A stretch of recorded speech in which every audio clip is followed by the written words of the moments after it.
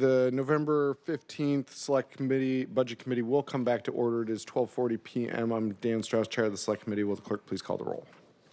Councilmember Saka? Councilmember Wu? Present. Councilmember Hollingsworth? Councilmember Kettle? Here. Councilmember Moore? Present. Councilmember Morales? Here. Councilmember Nelson? Councilmember Rivera? Chair Strauss. I am present, and can you call Councilmember Hollingsworth one more time? Councilmember Hollingsworth. Thank you. Present. I'll announce the other council members as they arrive. We are on item SCL 1A1. Councilmember Moore, would you like to move the underlying amendment, and then we'll substitute it? The underline, okay. Withdraw a, Yeah, okay. so I will not be moving, thank you, Chair. I will not be moving version A that's printed on the agenda.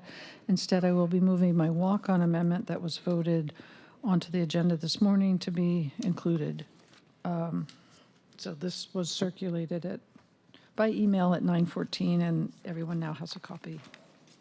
And would you like to move that amendment then? Yes, thank you. I would like to move Council Budget Amendment SCL 1B1. B1, is there a second?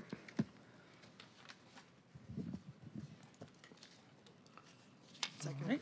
It has been moved and seconded to recommend passage of SCL 1B1.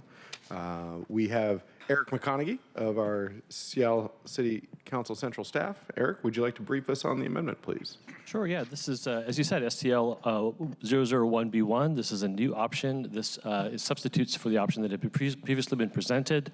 At a high level, the change here is that the proviso that was first proposed and has now changed, has moved from $1 million to $500,000. So now this council budget action would impose a proviso on $500,000 in the Light Fund for Seattle City Light to fund the survey, condition assessment, and preliminary estimates for replacement of aging underground power cables in the Pinehurst area. Councilmember, I think I'll let you take it from there. And for the record, all council members are now present. Councilmember Moore, sponsor of the amendment, you are recognized. Thank you. And thank you, Eric, for that explanation and your work on this. As Eric stated, the only difference in this version compared to the original version is that I'm provisoing less dollars so as not to jeopardize any other city light plan projects. The goal would be for this to be underspend. The version A had a proviso of $1 million, and this version B has a proviso of $500,000 instead to commit to starting work on the underground cable replacement in the Pinehurst neighborhood.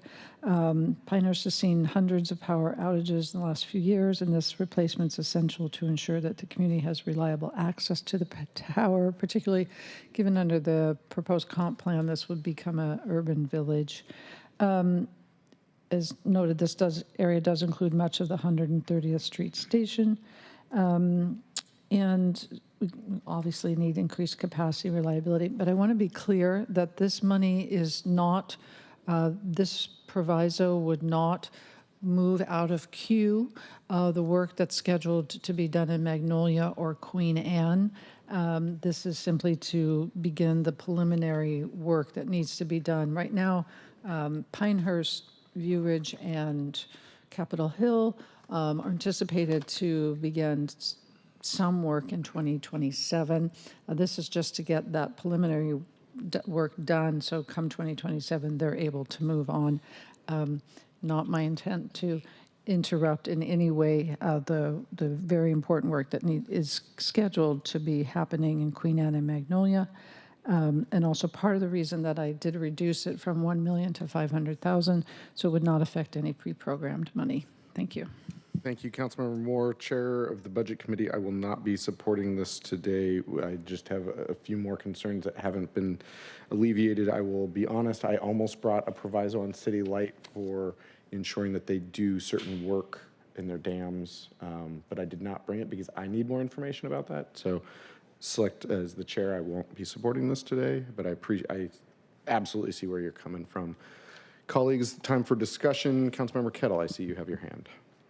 Thank you, Chair Strauss. I just want to start by saying I recognize the challenges that Councilmember Moore is speaking to related to the Pinehurst area and to this very important topic that, as I mentioned yesterday, I don't think most of Seattle truly appreciates. And I also recognize the change made with the amendment to the amendment. My position remains the same. One point I would add that, and I've had discussions with Ms. Lindell from City Light, is that, you know, this is a major issue as mentioned, and this is like a perfect example for something to go to committee and to be worked through and to have it all out there, because I think really would do, it could benefit Pinehurst and the other areas that are needed, but also kind of, you know, highlight what is needed for this problem overall. And, you know, oftentimes, as we've been going through this budget process, I've often thought that a number of the items really should be going through committee process as opposed to budget process.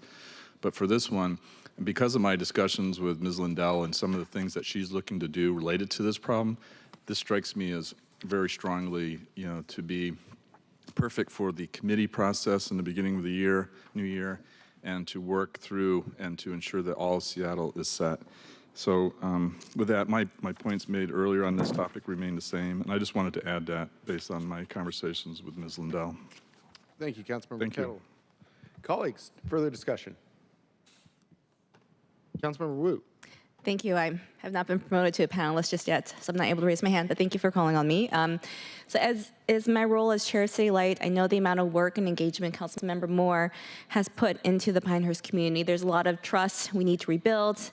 And I believe under General Manager Lindell and Councilmember Moore, that trust is slowly coming back. I will be abstaining from this amendment as a citywide member and chair, but I do support Councilmember Moore's advocacy for Pinehurst. Thank you, Councilmember Wu. Colleagues, further discussion. Further discussion. Last call on discussion. Last call on discussion. Final call on discussion. Councilmember Moore, as sponsor of the amendment, you have the last word. Thank you very much, Chair. So I do share Councilmember Kettle's concern about the broader issue about underground cable replacement. It is something, it's an impending significant issue that we have not yet addressed.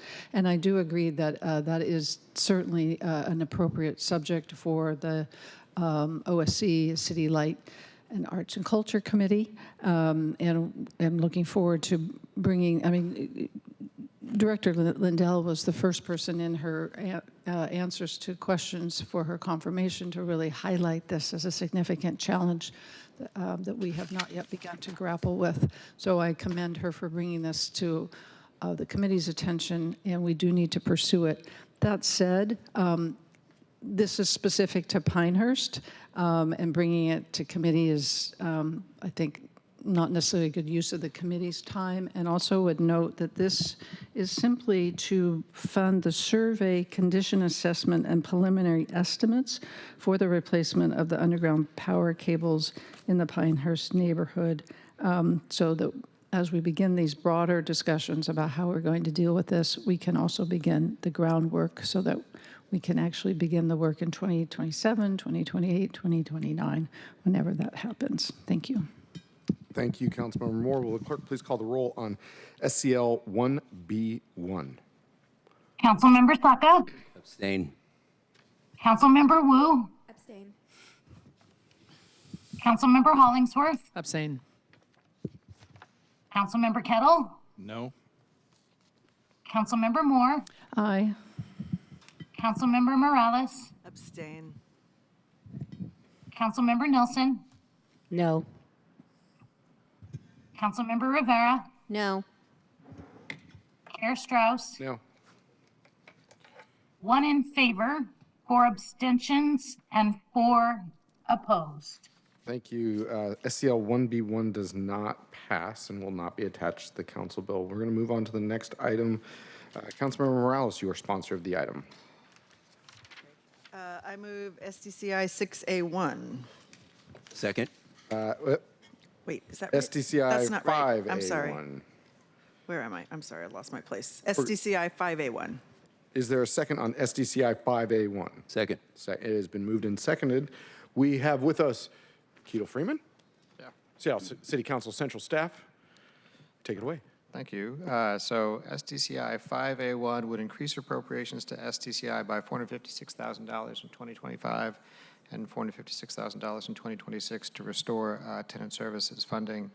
It would also reduce OED by $456,000 in both 2025 and 2026 for downtown activation plan activities, intergovernmental coordination, and support to the Metropolitan Improvement District.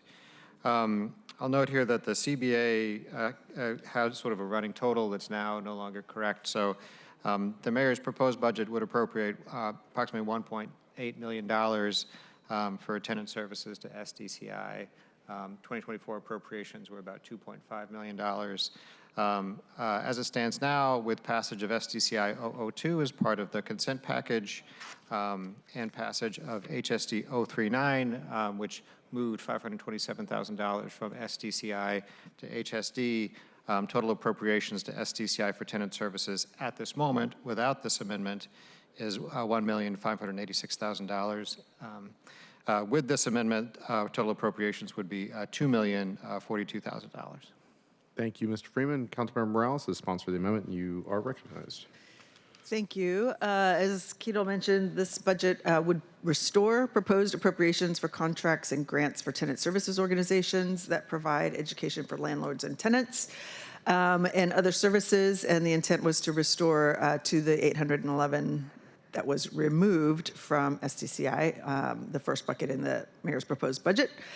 I do want to say, it seems through different conversations that we've had recently, there seems to be a perception that tenant services are candidly about organizing tenants to cause trouble. I don't think that is the intent of these organizations. They really are working hard to help keep people housed, help stem evictions, help de-escalate disputes, help resolve habitability issues, help translate for tenants who don't speak English.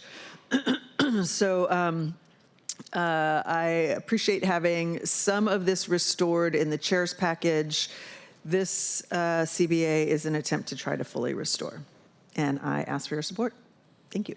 Thank you, Councilmember Morales. As budget chair, I will not be supporting this amendment just simply based on the fund source. This funding tenant services is incredibly important to me. It was meaningful to support your request in the chair's package. I did so because I wanted to support tenant services. And unfortunately, I can't support this due to the funding source. Colleagues, this is the time for discussion. Councilmember Wu, I see you have a hand. Well, I do believe that tenant services are really important. I don't believe that this funding will help tenants cause trouble. I don't think that's the case. I know these services are really important and much needed. My only problem is also with the funding source, Downtown Activation Plan, the MID. They do a lot of public safety work and help attract people to live and work in these areas. So I'm voting no because of the funding source. Thank you. Colleagues, discussion. Councilmember Moore. Thank you, Chair. As a co-sponsor, I did just want to speak in behalf of this. Again, I recognize that many of the services that the tenant services provided are valuable, useful. They are meant to help tenants remain housed, also to make sure that their habitability issues are addressed. And so that's why I will be supporting this. Thank you. Councilmember Rivera. Thank you, Chair. I too support tenant services, but I have a concern about the funding sources. I do support the Downtown Activation Plan and the MID, and particularly because of all the issues that we are seeing downtown, and we got to get our downtown back on track. So for those reasons, I will not be supporting this. But again, super support tenant services, won't be supporting this bill for fund source purposes. Thank you. Councilmember Saka. Thank you, Mr. Chair. And plus one, I agree with the priority. very worthy. I just disagree on pulling from another strategic priority, funding one strategic priority and offsetting funding to fund another strategic priority. But I appreciate the underlying intent, and thank you. Thank you. Colleagues, discussion. Last call on discussion. Last call on discussion. Final call on discussion. Councilmember Morales, as sponsor of the amendment, you are recognized to close us out.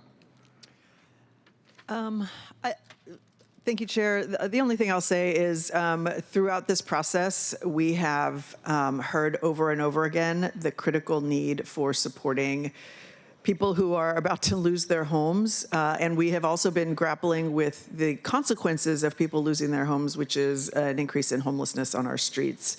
At the same time that we're adding, tens of millions of dollars for other things like the downtown activation plan, which quite frankly is not a priority, as much of a priority for me, when we're sort of having to make these trade-offs between, supporting beautification versus supporting the need for keeping people housed. So these are all choices for us to make. My choice is to really do everything we can to try to address some of the other crises that we have. And I ask for your support. Thank you. Thank you. Will the clerk please call the roll on SDCI 5A1? Councilmember Saka? No. Councilmember Wu? No. Councilmember Hollingsworth? Abstain. Councilmember Kettle? No. Councilmember Moore? Aye. Councilmember Morales? Yes. Councilmember Nelson? No. Councilmember Rivera? No. Chair Strauss? No. 2 in favor, 6 opposed, 1 abstention. Thank you. The motion does not pass, and SDCI 5A1 will not be attached to the underlying bill. We're going to move on to the next item. Councilmember Moore, you are recognized to move your amendment. Thank you, Chair. I move SDCI 006A. Is there a second? Second. It has been moved and seconded to recommend passage of SDCI 6A1. We have one Mr. Ketel Freeman here with us. Ketel, over to you. SDCI 006A would impose 2 provisos on the Seattle Department of Construction and Inspections compliance budget summary level. I'll just read the provisos into the record for the sake of clarity. The first proviso would limit spending as follows. Of the appropriations for tenant services, grants, and contracts in the Seattle Department of Construction and Inspections' compliance budget summary level, all appropriations are solely for education of tenants and landlords on landlord-tenant law, staffing a live tenant hotline, referrals for and assistance with securing rental assistance, mediation, interpretation services, and eviction legal defense, and may be spent for no other purposes. That's the first proviso. The second proviso pertains to eviction legal defense, and it would impose a limitation on spending as follows. The appropriations for tenant services, grants, and contracts in the Seattle Department of Construction and Inspections compliance budget summary level for eviction defense legal proceedings is limited to clients with incomes at or below 200% of the federal poverty level and may be used for no other purpose. Income verification confirmation must be submitted quarterly to SDCI. For a one-person household this year, 200% of federal poverty level is about $30,000 a year. Thank you, Mr. Freeman. Councilmember Moore, sponsor of the amendment, you are recognized. Thank you very much, Chair. So the first proviso is just to make clear what what appropriate services tenant service dollars may be used for, and those are, as outlined here, clearly services that are meant to help tenants answer questions about their rights, about problems that are happening, to get education, to connect with assistance, mediation, negotiation with landlords, interpretation services, and also legal representation through eviction defense. The other piece of this is to bring the eligibility criteria for city dollars in line with the eligibility criteria that the state utilizes and is utilizing for its payment of dollars to the eviction defense providers. That is the state standard of 200% indigent, the state indigent defense standard of 200% at or below federal poverty level, which is also the federal level. So it's just to bring this in line with what the state dollars are already, eligibility requirements are for those dollars. Thank you. Thank you, Councilmember Moore. As chair of the committee, I will be voting no today. I need more data to understand that these are needed. These two provisos are needed. I'm not there yet. So with that, we are moving into discussion. Colleagues, discussion. Colleagues, discussion. Councilmember, I saw Rivera and then Morales. Thank you, Chair. I'm co-sponsoring this legislation. I think this is a prudent thing, and this is where, sometimes we impose provisos. In my opinion, this is one is necessary. I know I voted for other provisos I didn't feel were. In that case, it was because I knew the department would be doing the work anyway. And this, I want to make sure that these funds are going for tenant services, grants, and contracts, and this is one way that we can ensure that is happening out of their compliance budget.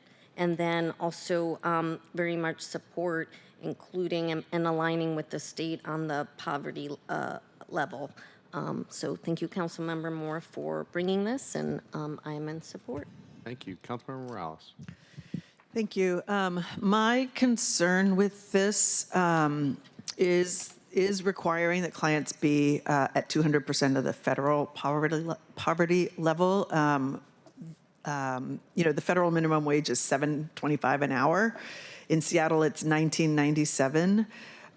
So there is a real chance, and I fear will be a reality, that even full-time workers won't qualify for this, and if they're experiencing a financial crisis, there's a real chance that they could be arbitrarily excluded because their minimum wage in Seattle surpasses the federal wage. So I think a Seattle-specific metric would be more appropriate for this. We know that even households at 80% AMI right now are struggling to afford their housing because it is so expensive in Seattle. So for those reasons, I will not be supporting this proviso. Thank you. Thank you, Councilmember Morales. Colleagues, discussion. Councilmember Kettle. Thank you, Chair Strauss. Mr. Freeman, I was just curious. I generally understand and support these provisos, kind of like what I said last time. I see this also as kind of like great committee to have the give and take and then have the recommendation of committee and so forth. So I'm generally supportive, but can you speak to kind of what Councilmember Morales was saying? In terms of the Seattle angle, obviously Seattle, compared to the state and the federal, is very different, and partly because we're the economic engine, and which, going back to the earlier point, if we don't have a strong downtown, we don't have a strong Seattle economy. If we don't have a strong Seattle economy, we don't have a strong Washington economy. Therefore, we look after downtown. Sorry, editorial comment. But to that point, can you speak to the challenges of the mismatch between the city and the state due to the unique circumstances of Seattle? Mr. Freeman, you're recognized. Oh, thank you, Chair. So, Chair. as Councilmember Morales points out, the minimum wage in Seattle is higher than the federal minimum wage. A person working full-time at a Seattle minimum wage a single person would earn just over $40,000 a year, which exceeds 200% of the federal poverty level. Just for context here for you all, Seattle has enshrined a right to defense for eviction legal proceedings. And that defines indigent differently than how the state defines indigent. It defines indigent as somebody who just can't pay at the time the eviction legal proceeding is going on. The state has the 200% standard. It also has a standard that folks qualify if they're also eligible and receiving support from a variety of different federal programs, including like food stamps and things like that. I can't list them all here, but it's in 59. I think 80, 160 is the state statute. So that's just context for you all. There's a somewhat different definition as between the state and the city when it comes to the meaning of indigent. Thank you, Councilmember Kettle.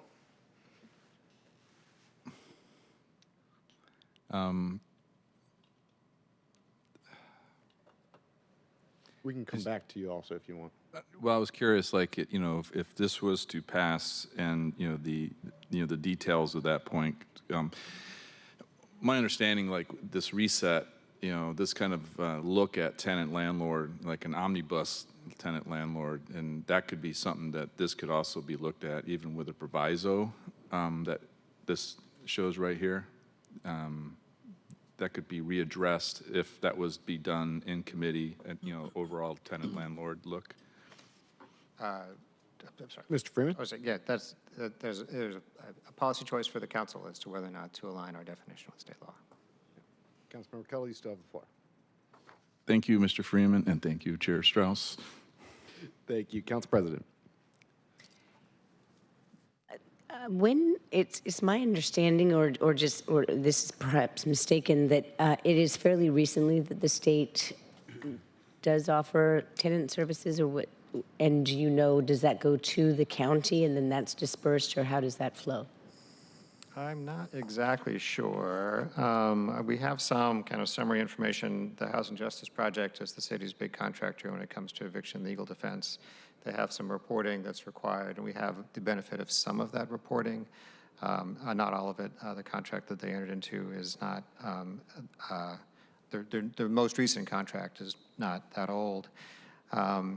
But see, yeah, the state, so the number of defendants, sort of number of folks that they're representing, I should say, under Seattle's right to counsel is about 149 people. Under the state, for which they also receive funding, not from the city of Seattle, is 308 clients. So that's roughly, sort of a, 1 to 3 proportion. What was that last? A 1 to 3 proportion. Thank you. But I'm not sure what amount of funding they receive from the state of Washington. Council President, anything further? Yes, thank you for that invitation. In general, I support being in alignment with the state and other neighboring agencies when it comes to how we interpret services that are eligible for state, county, and city funding. That's why I was asking. Thank you. And for a point of order, Keto, can you repeat the last answer you provided? Some council members, it didn't come through clearly. You have a very melodic voice, but it needs to be into the microphone. Thank you. Thank you. I don't know if my voice is really that melodic, but the Housing Justice Project is one of the city contractors for eviction legal defense, and they do actually most of it. Catholic Community Services also has a contract with the city, but the bulk of eviction legal defense goes through the Housing Justice Project, which is, I think it used to be, but is now no longer part of the King County Bar Association. So they reported on the number of clients that are supported by the city's right to counsel law as opposed to those that are supported by the state right to counsel law. So, and one of the reporting to date, which is as of October, so it may not be the most recent reporting, was that 149 clients were supported through Seattle's right to counsel law, and 308 clients were supported through the state's right to counsel law. Thank you. Councilmember Kettle, I see you have a hand. And before we call on you again, colleagues, anyone who has not, you've been answered. Colleagues, any further discussion? Colleagues, any further discussion? Any further discussion? Final call for further discussion. Councilmember Moore, sponsor of the amendment. You have last word. Thank you. So just to Councilmember Kettle's concerns, this is a one-year proviso. We could certainly revisit it if we determine that the amount needs to be more. But I do think right now the way it operates is that people simply attest that they can't afford a lawyer. So I do think it's best to set it at the state standard. I recognize that that's different. But the state as a primary funder also has the ability to raise their eligibility standards when dealing with the city as well. So that's all I would say. Thank you. Thank you, Councilmember Moore. Will the clerk please call the roll on SDCI 6A1? Councilmember Thaka. Aye. Councilmember Wu. Yes.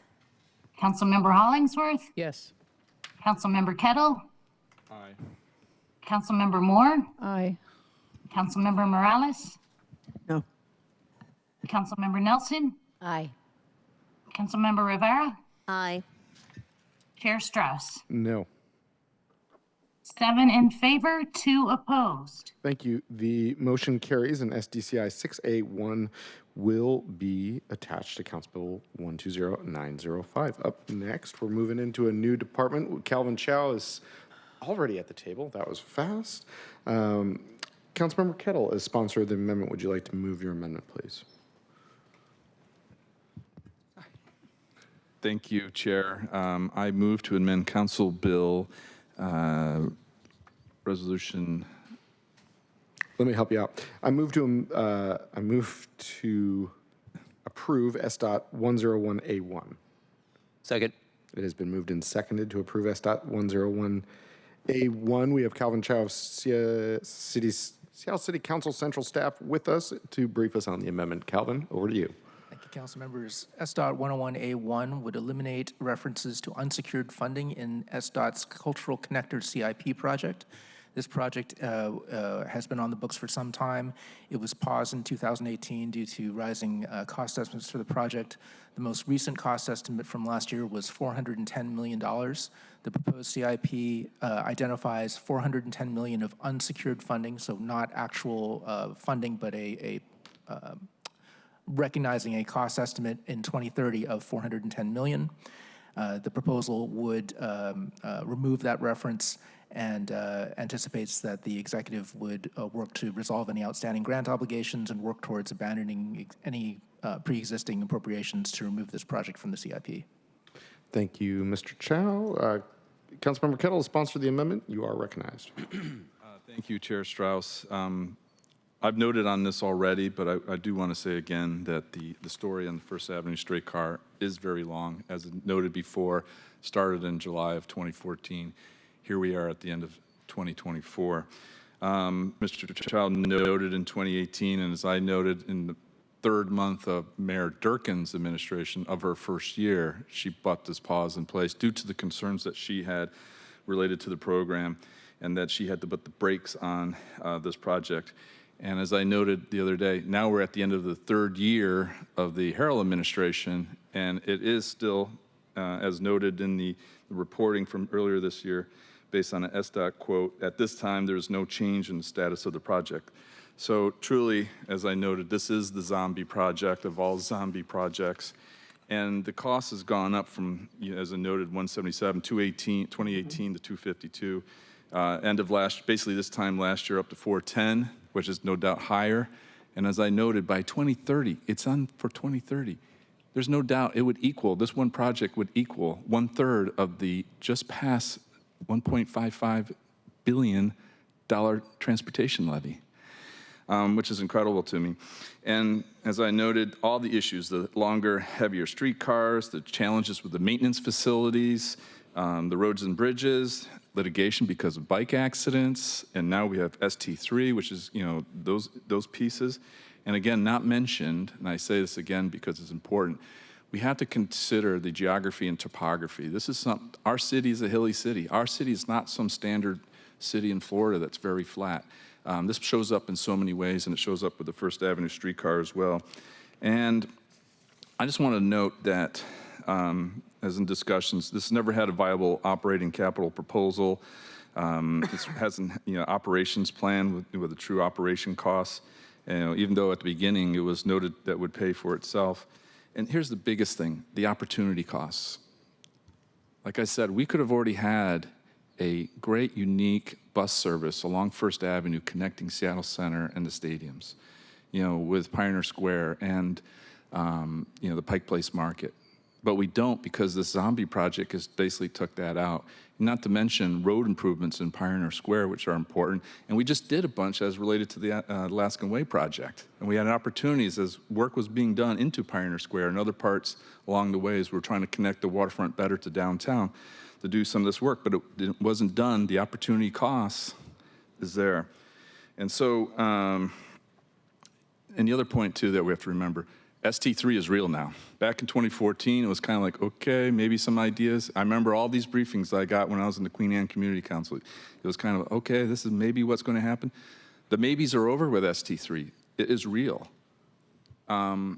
Maybes related to rapid ride were kind of like maybes back then, but they're real now. We've had all these new rapid ride lines and currently being constructed. So this has really changed the landscape, and we really should leverage this opportunity to look at our new public transit posture, the levy, and how streetcars can play into this. But it has to be done in this kind of comprehensive way, understanding the new realities. And as the great central staff memo from the 2nd of August of 2019 noted and concluded, one of the council considerations was council may want to redirect the proposed $9 million of the Mercer Megablock property proceeds toward other transportation priorities and discontinue work on the Center City streetcar. From that central staff memo from 5+ years ago, I recommend that we do so. So thank you. Thank you, Councilmember Kettle. As chair of the committee, I have not made a final decision yet. I do have a question for the sponsor, which I'll provide you the floor. When I've heard you discuss this proposal in the past, I've heard from you an indication that running a streetcar up 3rd Avenue would still be of interest to you. Is that still the case today? Yes, actually, and that goes to the point. Thank you for asking that question, because as looking at our posture and looking what opportunities may exist, as I mentioned the other day, 3rd Avenue, there's only one way to go, and that's up. And so we should look at that as an option. And by asking your question, and the fact that I'm still at the mic, you've also opportunity to, for me, I received a great letter from the Transit Riders Union, and obviously they're concerned about pieces of this, and but they concluded, in an alternative, we strongly recommend that additional options for the First Hill streetcar be put alongside any proposal to study removal of existing or proposed streetcar routes. For example, extending First Hill streetcar to the ferry terminal and Pike Place Market would still create a major connectivity boost, that east-west boost. And this is the kind of thing that we could do with a clear deck, taking that look and looking at our public transit posture, particularly in light of all the changes with ST3, Rapid Ride, and everything else. And so I really appreciate the Transit Riders Union letter that they sent to me, and I thank them for doing so, and the opportunity to raise it here in the context of the idea that we should look at options for the Center City piece of this to include possibly 3rd Avenue. Thank you, Councilmember Kettle. With that information that it is still on the table to put the train up 3rd Avenue, I will be supporting this motion today. Councilmember Saka, as chair of the committee overseeing this body of work, you are recognized. Thank you, Mr. Chair. And I first off want to thank Councilmember Kettle for your leadership in bringing this forward. I support this amendment. I consider it a friendly one for the Transportation Committee. For any number of valid reasons already called out, and also by removing this project from the capital improvement project list, it effectively acknowledges that a zombie exists, as Councilmember Kettle put it, but it doesn't necessarily remove our flexibility on a going forward basis later to build up 3rd, for example, potentially, as Budget Chair Strauss pointed out. I guess from my perspective, as chair of our Transportation Committee, the only viable path I see of this ever becoming a thing and being brought to life is robust and comprehensive public-private partnerships with industry, and so maybe not necessarily with the potential, what we heard from the Transit Riders Union, extending the First Hill line a little further towards the waterfront, connecting to ferry, but in any event, I support this proposal, and I want to thank Councilmember Kettle for bringing it forward. Thank you. Thank you. Councilmember Moore, you are recognized. Thank you. As a co-sponsor, I wanted to thank Councilmember Kettle for calling the question and for your leadership in bringing this forward for us to make a final decision one way or the other. Thank you. Thank you, Councilmember Moore. And it strikes me that the timetable that Councilmember Kettle relayed to us is the same, if actually shorter timetable that the community in Lake City has been requesting a new community center. If only. Colleagues, any further discussion? This is the discussion time. Councilmember Rivera. Thank you, Chair. Excuse me. I respect my colleagues' points and those of Councilmember Saka and Councilmember Moore. I'll say I, as you all know, am a big proponent of public transit. We need more public transportation options in this city, not less. I think Seattle has a history of backing and forthing on our public transit options and not finishing projects that we start. You know, I understand there's no current funding for this project, but there could be at a future date. And I also understand that alternatives could be considered. And I feel leaving this on the list would afford opportunity to have those kinds of conversations. I think connecting the streetcars and finishing these connections are important. And for these reasons, I will be voting no on this project. But like I said, I very much appreciate my colleagues bringing this forward. And thank you. Thank you. And I see Calvin would like to be recognized. Calvin. Council members, I just wanted to add that this particular project, the Cultural Connector project, is a very specified project with engineering behind it for a First Avenue connection up from the First Hill streetcar to the South Lake Union streetcar. It has a defined alignment, identified utility impacts, structural work that would have to be done along that alignment. So it was submitted for potential FTA grants. It is a project defined. Looking at a Third Avenue alignment or another alignment would be a different project. Thank you, Cal. I'll just tag on there a little bit and ask you a couple more questions. And I brought this up when you presented this in Transportation Committee earlier this year regarding the utility work that still needs to be done with under First Avenue, as well as the structural integrity. Colleagues, you may or may not know that trucks of a certain weight are not allowed to use the curb lane in Pioneer Square, and that is because the underground infrastructure is not strong enough to hold up some of these trucks. Some of that work was intended to be done through this project, as well as water main replacement. Cal, I assume that those are ratepayer funds that are tied up, and they would not be impacted by this move. Is that correct? That's correct. The utility issues would remain. If we were going to tear up the road to build a streetcar, that would be an imperative to do it now to make sure that we don't have to come back later to fix it. Whether that means that the utility work would need to be done in the next 5 years or 10 years or whatever that schedule is, I do not know that answer. The $410 million cost estimate identified $74 million of utility relocations that would be related to it, and the utilities have to pay for relocating their projects out of the way of a transportation project. And it also identified $90 million of structural upgrades to bridges and areaways to handle the weight of the streetcars. So if the streetcar vehicle is not the controlling vehicle weight, then perhaps it's not as high, but there may still need to be some structural work done. Thank you, Calvin. And the same questions remain for Third Avenue, which is a cut and cover tunnel for the light rail. As I've also gone down this track trying to investigate this, that's been one of the largest concerns. Calvin, can you also remind me, I know that we had an FTA grant awarded to us a number of years ago, and this was the funding that is before us right now is to serve as a match funding. It's my recollection, though I could be wrong, that FTA grant expired and we don't have access to it. Is that correct? My understanding is that we did receive the grant authorization but never drew down the money. The money was not, I do not believe the money was made available through the federal budget process, and we never drew that money down. There were other grants that were part of the project, especially in the planning and development phase, and there may be some impacts related to closing out those grant obligations, but I don't know what those are. Thank you, Calvin. To be said another way, some of this money that has been set aside may be encumbered to pay our match to some of those earlier grants. Is that correct?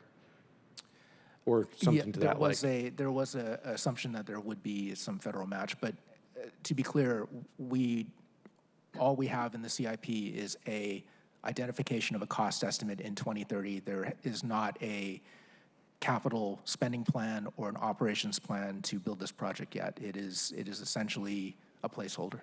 Thank you. Colleagues, excuse me for breaking my own rules. I just went into geek mode here to go down into my transportation geek side. I see that I've got a number of hands. I don't know if they're new or old. Councilmember Miller, is that a new hand? Oh, no, sorry. Councilmember Rivera, is that a new hand? Yes. Councilmember Rivera, you are recognized. I just want to be on the record as supporting the First Avenue streetcar, so thank you, Calvin, for bringing that up. I do think having it on the list also does compel us. To me, it adds support for making sure if there's an alternative considered, nevertheless, if this should move forward, I would love to see some kind of alternative really being put together rather than just conversation about it. Thank you. Thank you. Councilmember Nelson. We discussed this project a little bit in the mid-year supplemental of 2023 because there was money that was put in there for a study. Is this number here in the that's attached to this CBA? Is that a product of that study?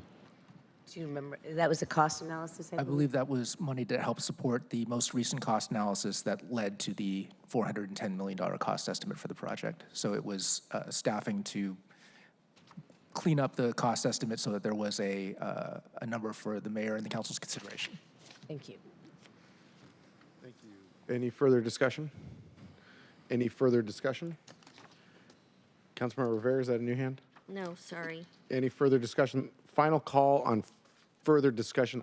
My last statement here is I still believe that the First Avenue or the First Hill streetcar needs to be connected to the South Lake Union streetcar. That doesn't change for me. Councilmember Kettle, sponsor the amendment. You are recognized.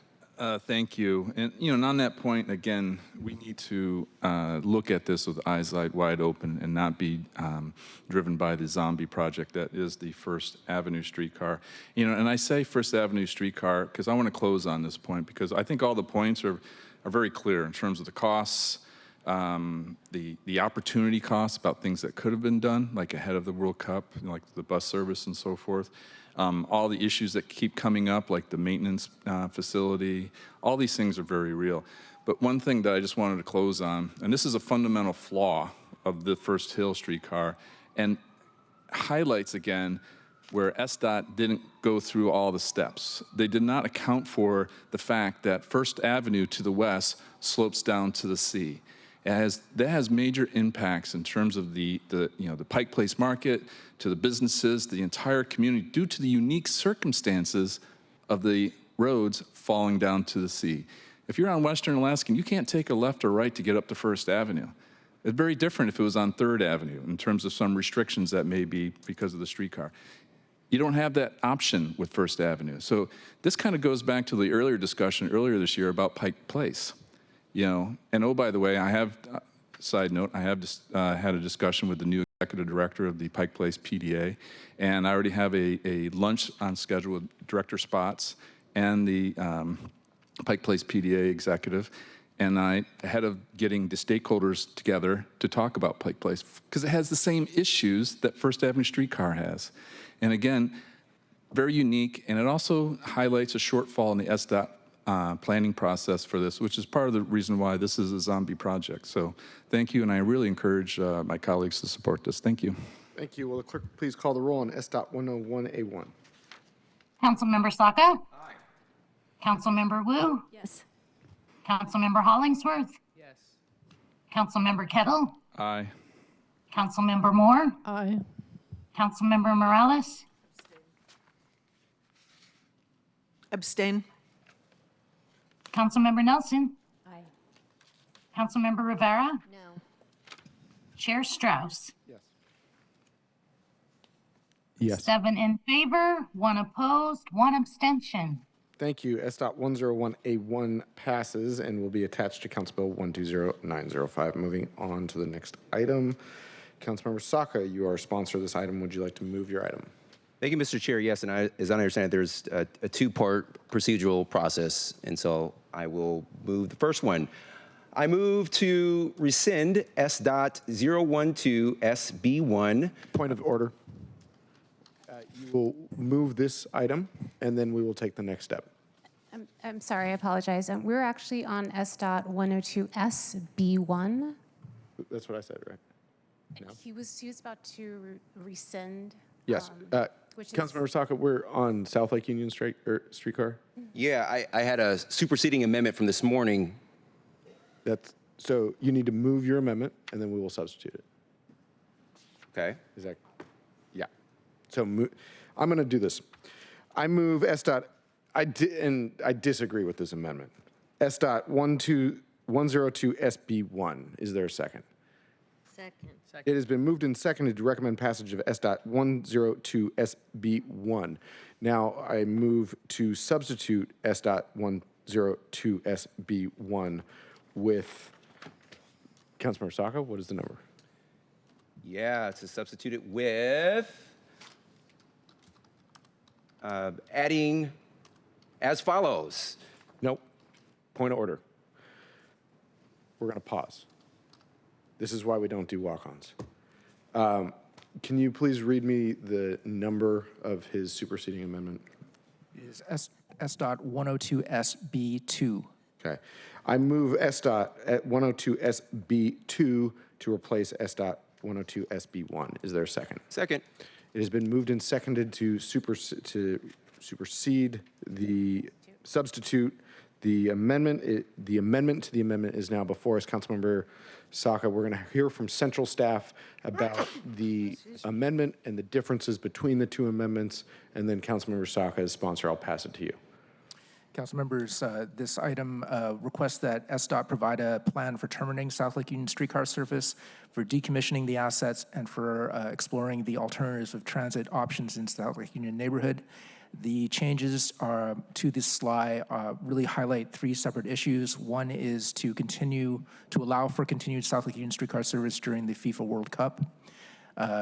Another issue is to ensure that there is coordination with Sound Transit's work in the neighborhood, and to reflect their impact on South Lake Union streetcar assets to ensure that they're bearing a proportional share of costs. And also in the analysis of transit capacity to demonstrate the capacities to support return to work and pre-pandemic levels of service. Thank you, Calvin. Councilmember Saka is sponsor of the amendment. You are recognized. Thank you, Mr. Chair. So this slide would request that SDOT examined both what a thoughtful retirement of the South Lake Union streetcar could look like, emphasis on could look like, and two, what a report on an effective transition to new investments in transit options that serve the South Lake Union neighborhood could look like.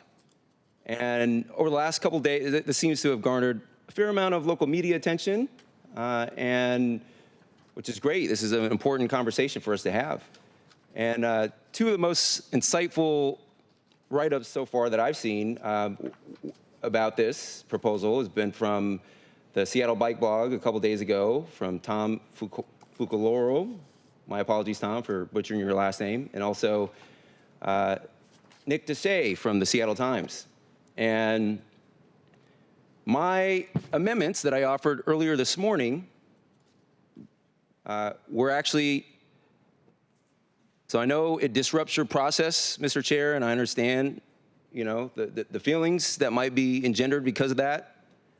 But I actually think it's better for the public when we iterate and improve our own amendments, because my own friendly amendments that I offered to my own amendment were made in direct response to address certain community feedback and concerns and feedback from individual council member colleagues, concerns that I share.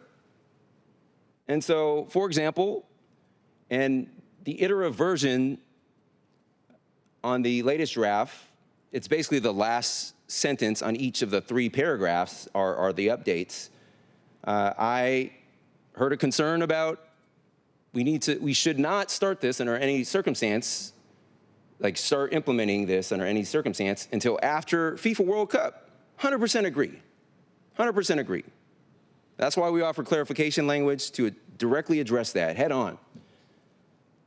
Second thing I heard is, well, sound transit is really one of the main drivers of forcing a decision like this on our end anyway. And you know, because of the decision that they made to expand Link Light Rail and therefore, which would therefore require a currently anticipated 8-year protracted closure of the South Lake Union streetcar. 8 years. It's going to be mothballed anyway. And I heard concerns about, well, we want to make sure as part of the transition, Sound Transit remains on the hook financially for their proportional share of those associated costs. So lo and behold, added language to directly address that, which was going to happen anyway. And the final concern that I heard, again, valid one, is that a number of employers in the area, namely Amazon, but not just Amazon, are expanding their return to office policies. And we need to make sure that our transit service and capacity in the area is able to accommodate that. Couldn't agree more. Couldn't agree more. That's why I added some language to clarify that any forthcoming plan would need to accommodate the return to work policies for all the employers in the area. So, colleagues, I want to emphasize this is a direct one-to-one transit for transit investment. It's not taking away transit. It's using that same dollars, over $4.5 million in annual operating costs, and expanding transit service for other proven transit options in the area that we know that riders are actually delighted to take. There's a lot of overlapping service and redundancy in the South Lake Union area. Colleagues, we have a really unique moment in time right now. As Nick Deshay pointed out in his article from earlier this week, front page of the printed version of the Seattle Times, this is an extraordinary moment of unity where both fiscal conservatives and progressive transit advocates agree. We need to wind this down, or at least put us on a path. That's what this would do. Put us on a path to wind this down and reimagine the area, use those same transit investments to improve the area and expand service in parallel.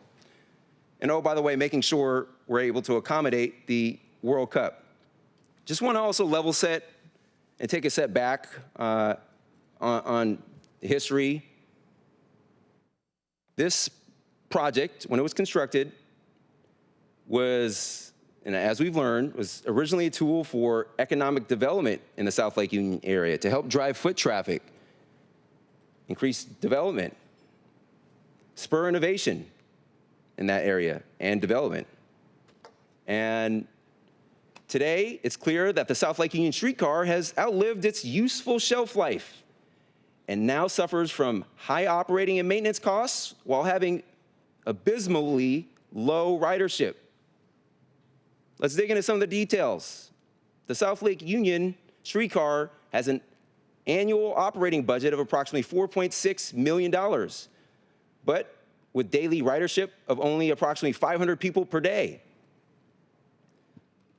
The South Lake Union, that means an average cost per rider per year is approximately $9,200.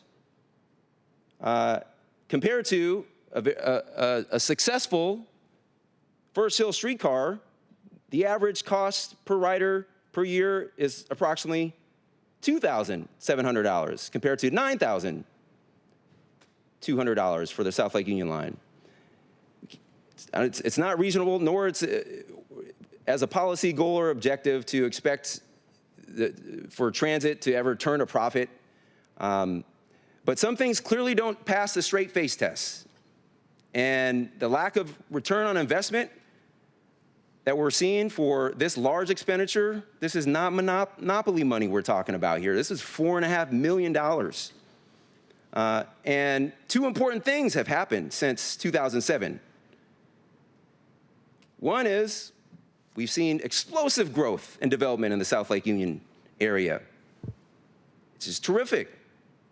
We've also seen Metro expansion of multiple redundant service lines in the area, including Route 40, Rapid Ride C Line, future J lines, and any number of other transit projects.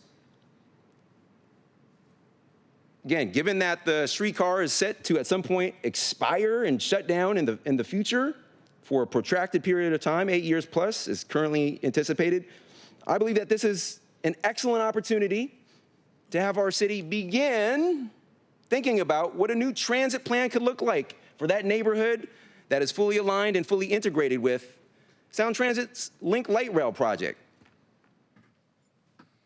Because as Tom Focoloro pointed out in the Seattle Bike blog earlier this week, because of the anticipated Sound Transit expansion impacts and other factors, today we're essentially, as a city, in a oasis. Tom says, quote, keeping the South Lake Union line alive is a classic case of Seattle indecision, end quote. So as a city, we're very much unfortunately in a state of, it's a bit like the sunken place, if you will. I think, colleagues, now it's time for us to snap out of it. The streetcar, Tom argues, is a progressive transit advocate. Tom argues the Seattle Lake Union streetcar is the facade of a good transit system, but Metro's bus system is an actual good transit system. It is. That's why we would like to continue to expand upon it, reimagine the area to accommodate more bus traffic. But again, there are multiple redundant lines of service in the area, which is generally a good thing. But when compared against some of the other options, and we learned the other day that, especially given what we just adopted with respect to the First Avenue streetcar line, it completely guts the justification for continuing and ongoing funding and supporting this transit line in this area. And again, I want to emphasize, this is a direct transit for transit investment. And also, this is a slide, not a proviso. So this calls for a report on how we could potentially do this. Potentially. So for clarity, this right here is, this is the actual proposal. Is it? No, right. Here it is. Here's a proposal.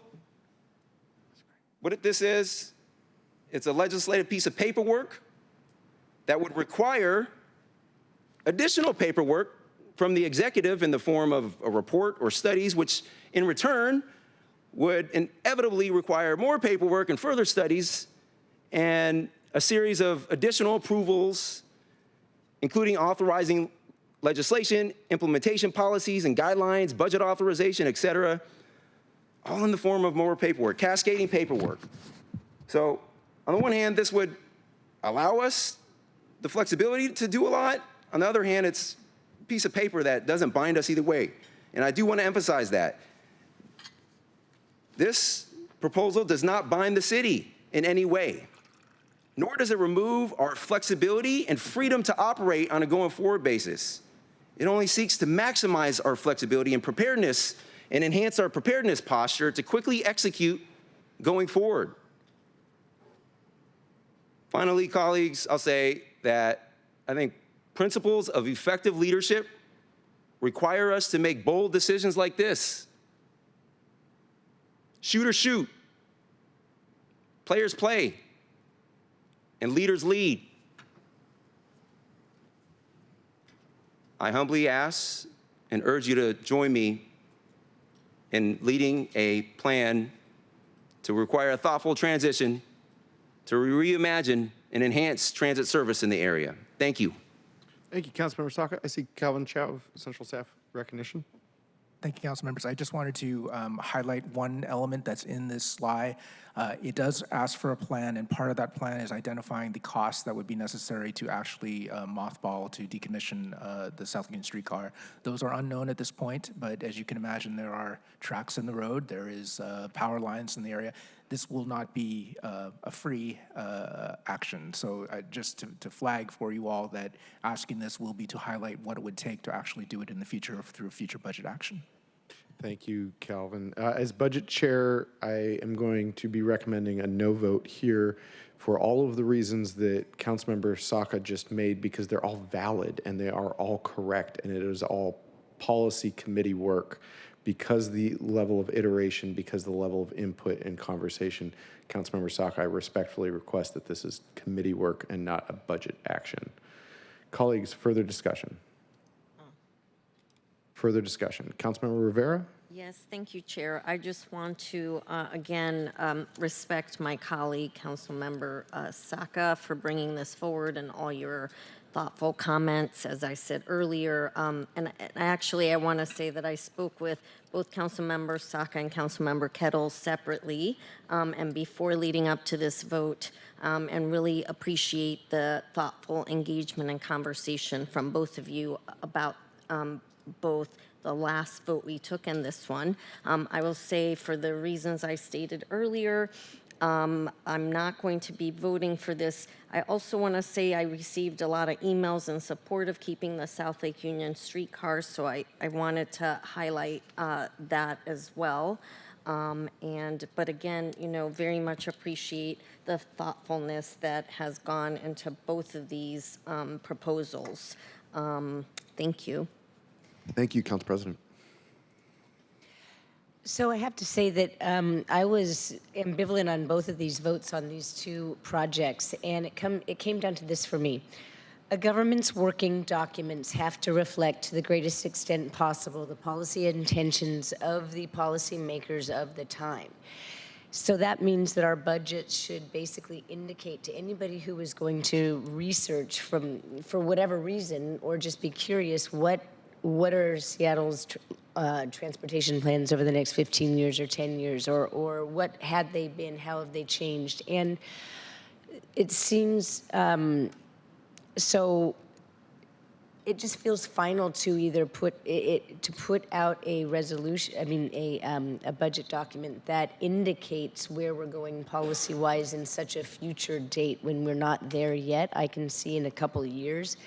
I appreciate, Councilmember Saka, that you really did take my concerns into consideration about, well, what about we need the transit capacity during the World Cup, and what about other contingencies? And so I really do appreciate you trying to work with me on that. And I would just say that, when you hear the word interurban, what do you think about? Well, it's not something that comes in a yellow can. It's a rail line that went through Fremont, toward downtown at one day, and out west also. But it's significant when we are putting things, that when we are really seriously considering that, we have to think about how it affects our other planning efforts. And so I think that we should revisit the intention of this slide, perhaps in the following year necessarily, or I would even consider doing something that would indicate a change of mind on this project sooner than that, if I had more information about some of the pros and cons of leaving it on, of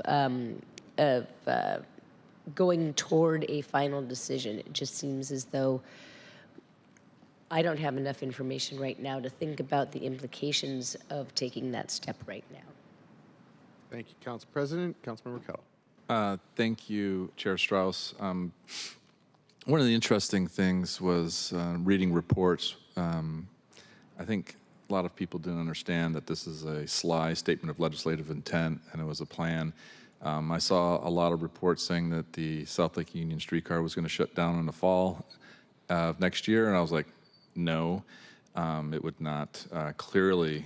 The FIFA 2026 World Cup is going to be a major piece for our city, and who knows, could be paddles, to the entire line. But this is an opportunity to, as I was saying earlier, to step back, look at our public transit posture, and really do the deep dive. And so I really appreciate, Councilmember Saka's work on this, and I do believe, like some of my colleagues said, that as I was mentioning with the First Hill point, that this could be, and as I've been saying before, a committee action. So this could kickstart, and I would recommend some committee action as it relates to like First Hill, and if there was to be some work on like the possibility of Third Avenue related to a Center City line. But what this drives is focus.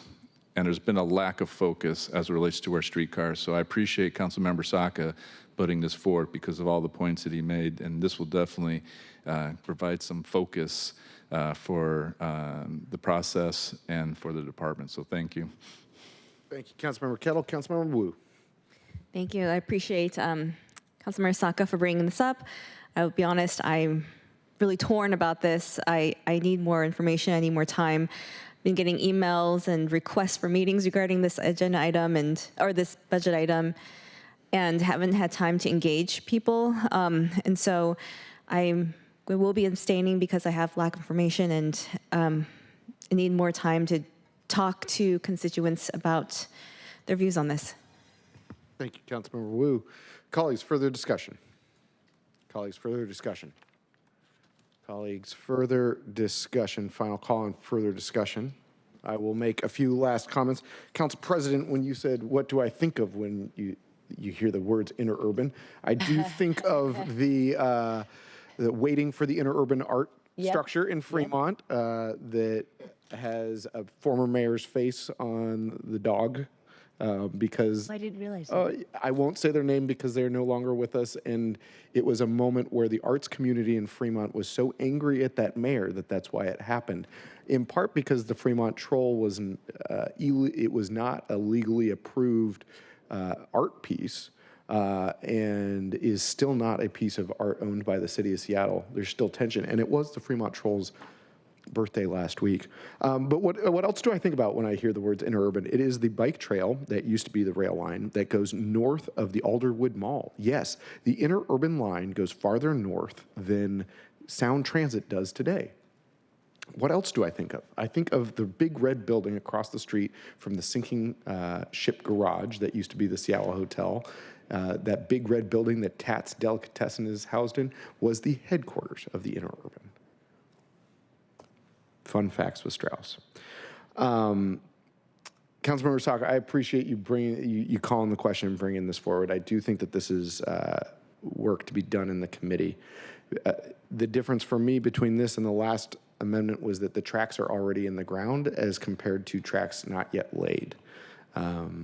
For me, with the South Lake Union streetcar, you've heard me say either we need, or maybe you haven't, but I've said it on the record, that we either need to connect these two lines or the South Lake Union section does need to have a closure. What is paramount for me at this moment is we are trying to reinvigorate activity downtown, and so reducing transit service gives me a lot of pause, which is why, as you said, there's need for additional iteration, and I think committee is the right place for that. The last thing that I would want to see is tracks in the ground that aren't used, and when a visitor comes and says what runs on those tracks, and our answer is nothing. I think that's what gives me the most amount of pause. And colleagues, I've heard a number of folks. We've received the executive sessions regarding folks who have crashed on these tracks. I will tell you, it was about a decade and a half ago that I too was riding my bicycle and crashed on the South Lake Union tracks. It was an unreported document, so that's why you'll also hear me talk about Vision Zero being an incomplete set of information, because it's, especially with the deaths or the heavily injured, it's not looking back in time, and it's not taking into consideration the unreported data. With that, Councilmember Saka, I'll be supporting you as you continue this work moving forward, whether this passes or not, but I will be voting no today. Thank you, colleagues. Councilmember Saka, as sponsor of the amendment, you have last word. Thank you, Chair. So, colleagues, it's very clear where this is heading right now directionally, but I just want to thank each and every one of you for the partnership and your feedback and your collaboration and, respectful disagreement on, and that's always going to be the case on, from time to time on, the ultimate, I guess, way forward. But I do want to just say thank you all for your feedback, and I want to thank Cal and our central staff experts for your hard work after going so hard in the paint now on budget-related stuff for the past couple months. And here we are towards the finish line, and then me spamming you with more requests for clarity, to clarify. And I endeavor to, as much as possible, to respect your process, Mr. Chair. But I think in cases like this, when there's so much council engagement and excitement about any number of policy topics, I think it's a good thing, and I do think it's a good thing when we try our level best, whether we succeed or not, to incorporate the feedback and views of our colleagues. So, and I think the public is better served by that as well. But regardless, I do appreciate your feedback, and we'll keep trucking along. Thank you, Mr. Chair. Keep the train on the tracks, if you will. Colleagues, or clerk, will you please call the roll on S.102 SB2? Councilmember Saka? Aye. Councilmember Wu? Abstain. Councilmember Hollingsworth?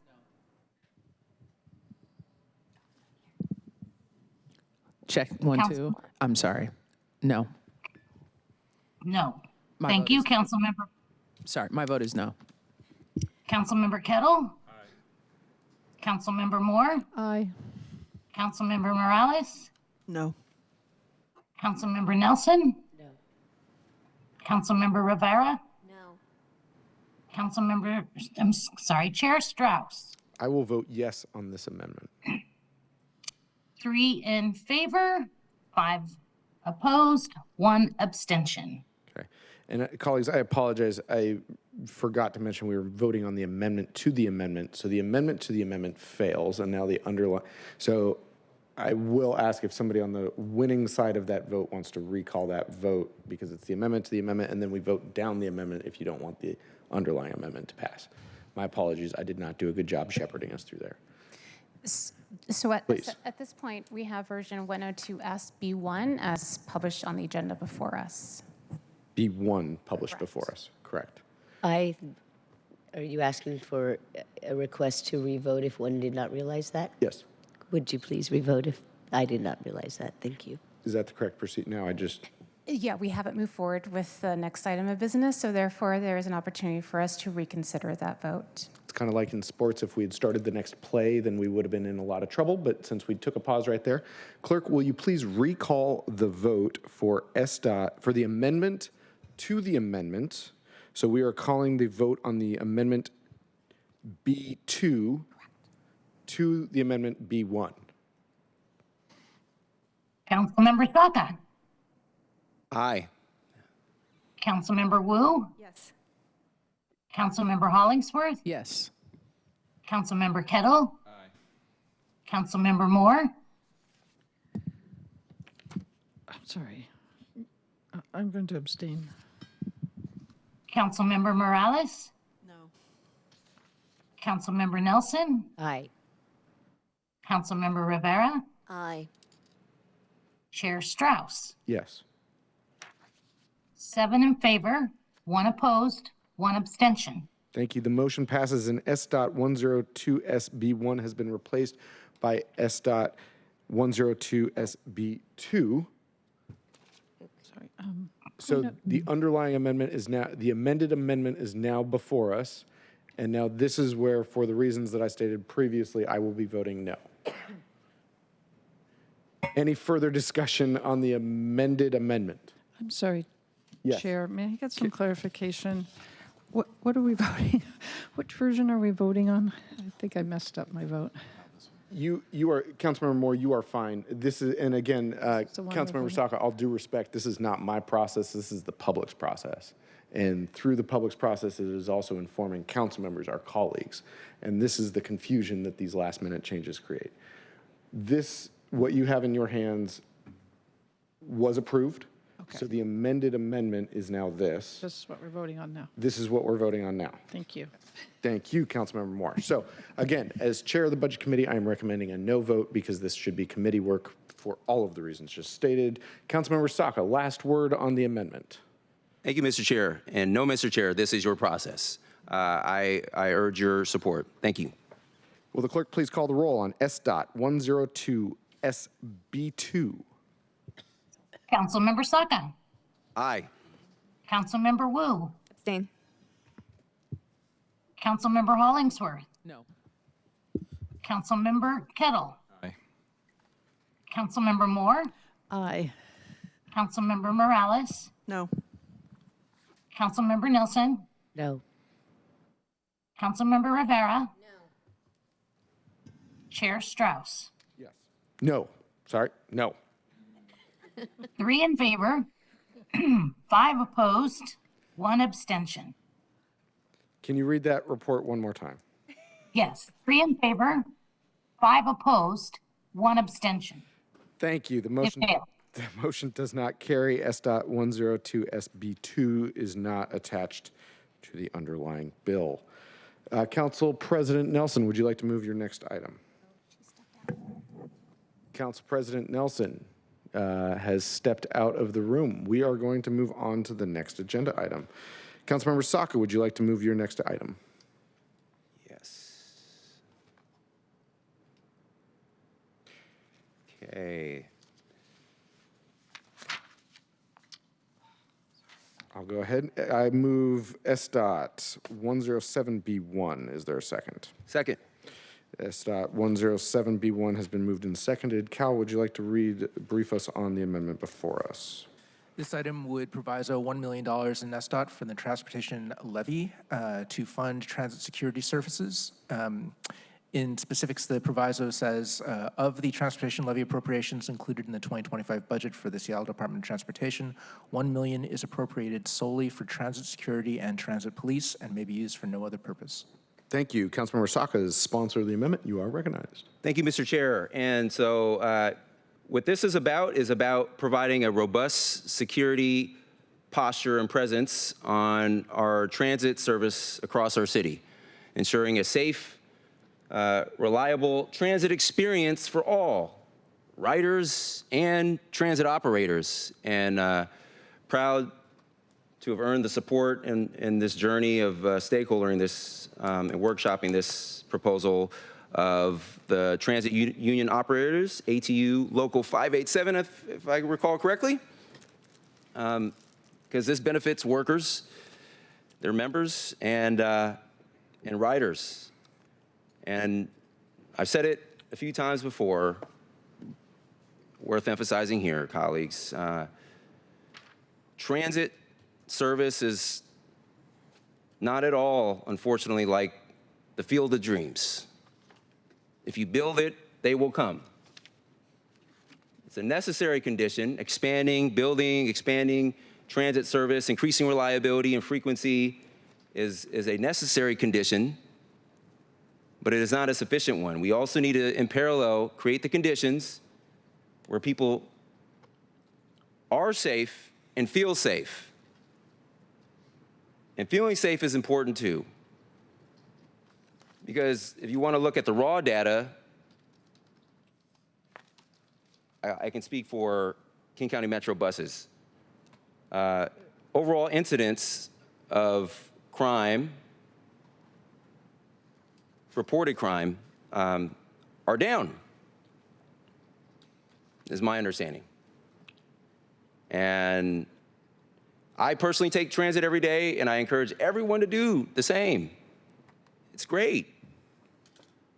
But we can't just throw a stat sheet at someone and say, people should somehow be comfortable and should feel a certain type of way based off of what the actual data says. And we can say, oh, well, the media over sensationalizes and, all these things, this and that, may or may not be true. Perception in many cases is reality, unfortunately. And so this proposal allows us to effectively respond. In the original unmodified transit ambassador amendment that was included in the chair's balancing package, I have flagged that I have an amendment later after all this, but we authorized $1 million for transit ambassadors. And so what this would do is provide a more diverse set of options for transit security to specifically include contracted security and police if needed. And so this would allow us to have the full spectrum of security response options and tools available to meet our many diverse needs in our transit. So it's not enough to just say, oh, and throw a stat sheet at someone and say, this is how you should feel or would feel. It's kind of disrespectful. And I acknowledge the experiences of some people. And I want everyone to be comfortable taking transit because it's great. It's great for them. It's great for our communities. It's great for our environment. It's great for the strain on our entire transportation system and network. But this helps complete the picture. So, colleagues, I ask for your support. Thank you. Thank you, Councilmember Saka. Calvin, would you like to brief us on the amendment before us? I do not believe there's an amendment on this one. Sorry, where are we? This is a separate proviso. We're on 107B1, Yes, correct? correct. And I think, sorry, we are getting late in the third day of all of this good fun. Is there anything you would like to share about this amendment? No, just, I guess, just for clarity, there is a separate item in the chair's balancing package that identified $1 million of the Seattle transit measure funding for transit ambassadors. And I believe that the Councilmember Saka has a proposed amendment to that will be discussed later.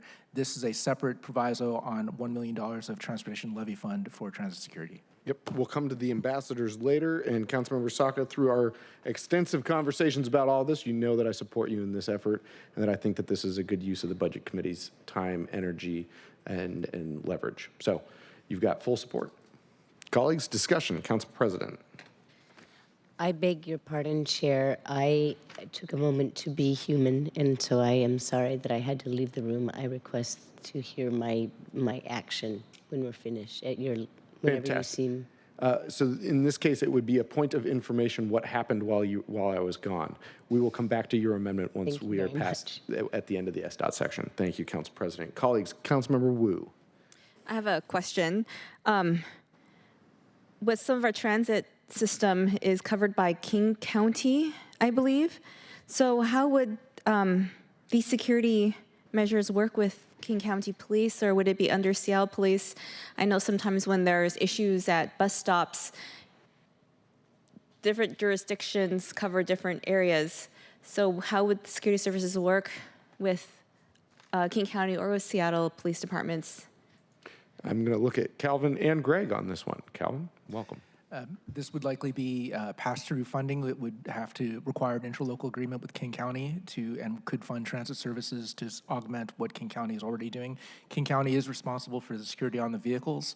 I'm less clear about exactly how that relates when you're in the rider experience in the right of way. I think transit. I think there's overlapping responsibilities in some of the shelters and that type of issues. But I think the intent behind this is to work with King County to get an interlocal agreement to fund additional transit security services on transit vehicles themselves. Thank you, Councilmember Wu. You still have the floor. No further questions. Thank you. Thank you, Councilmember Wu. Councilmember Morales.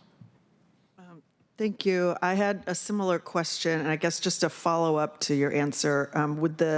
You mentioned that there would be potentially contracted staff, would the security staff be housed with the city, or who would be responsible for these folks? It would be the organization that has the jurisdiction, so it would be King County.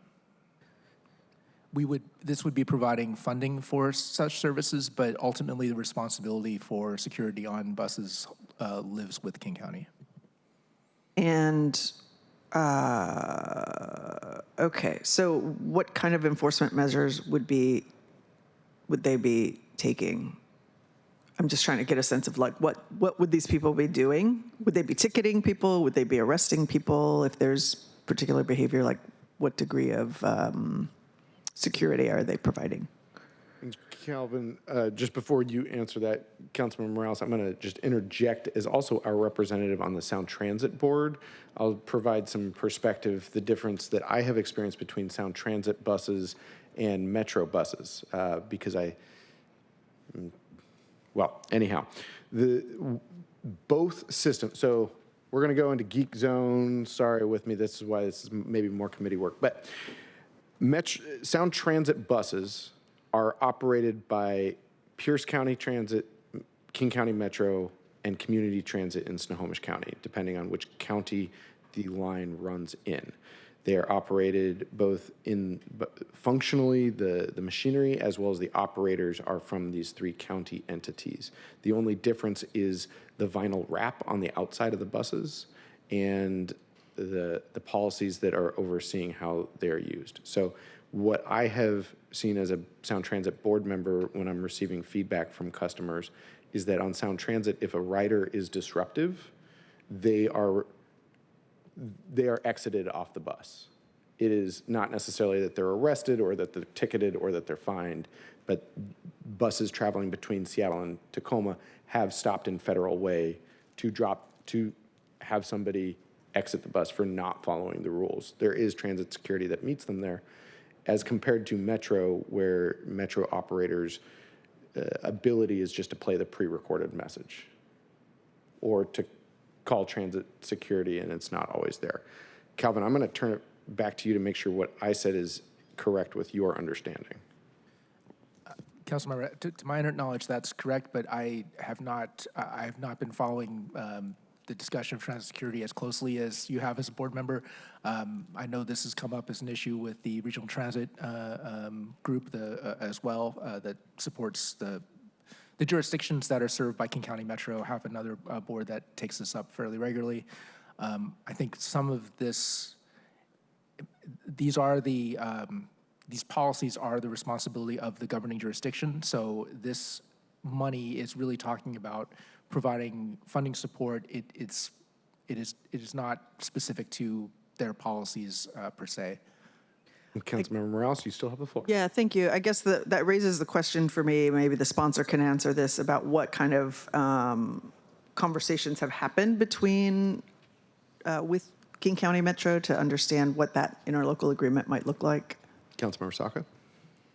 What kind of conversations with King County Metro? What is it?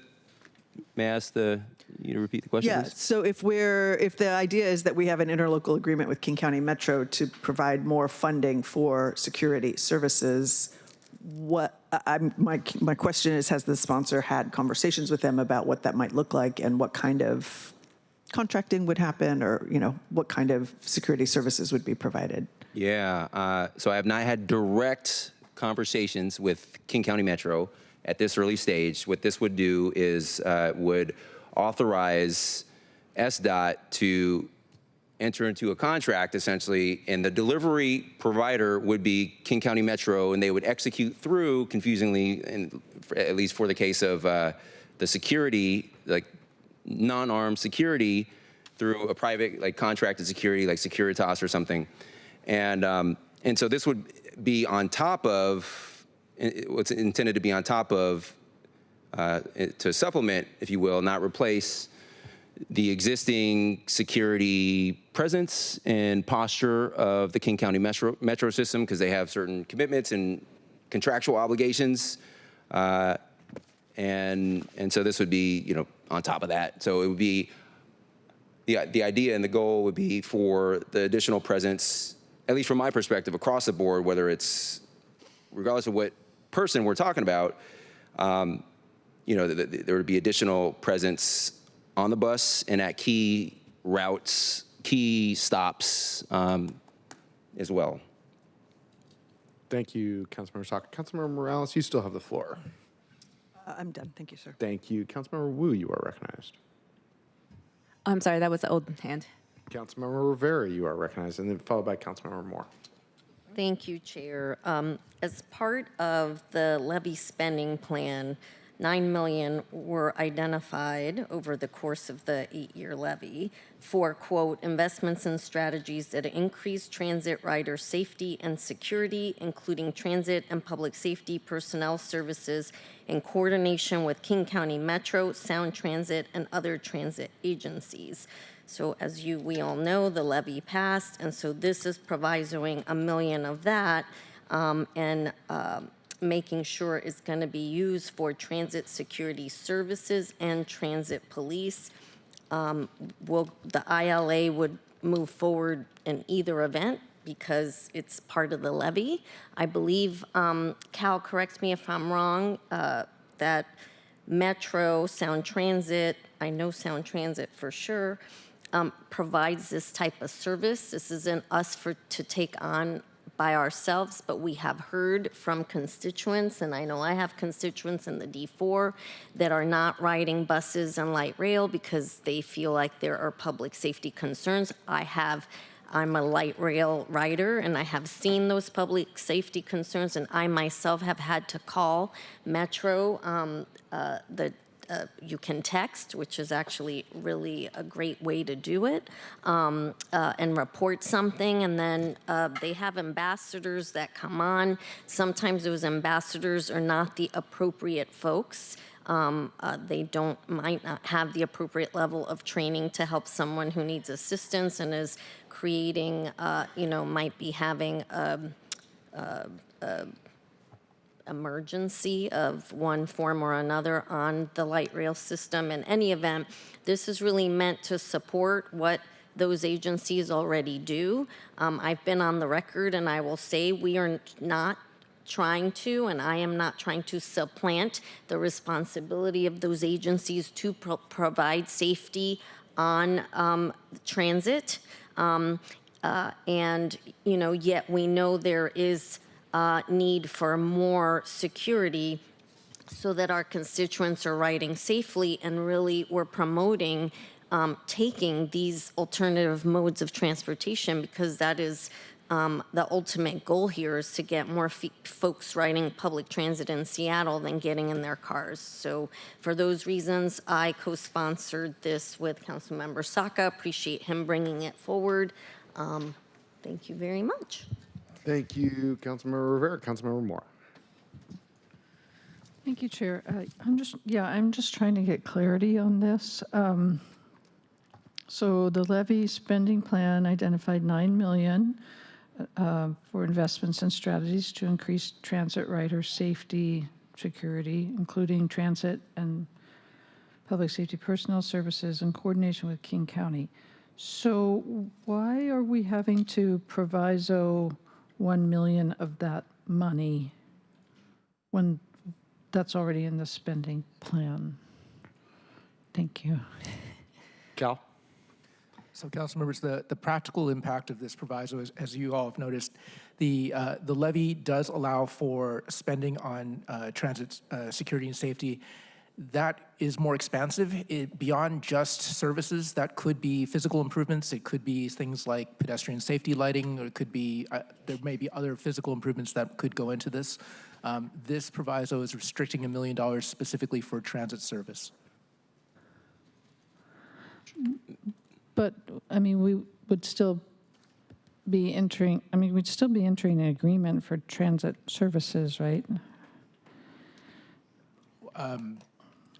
That may be an outcome. If this proviso did not go forward, that may be an outcome that could happen. This proviso is putting a restriction on dollars to only be used for that.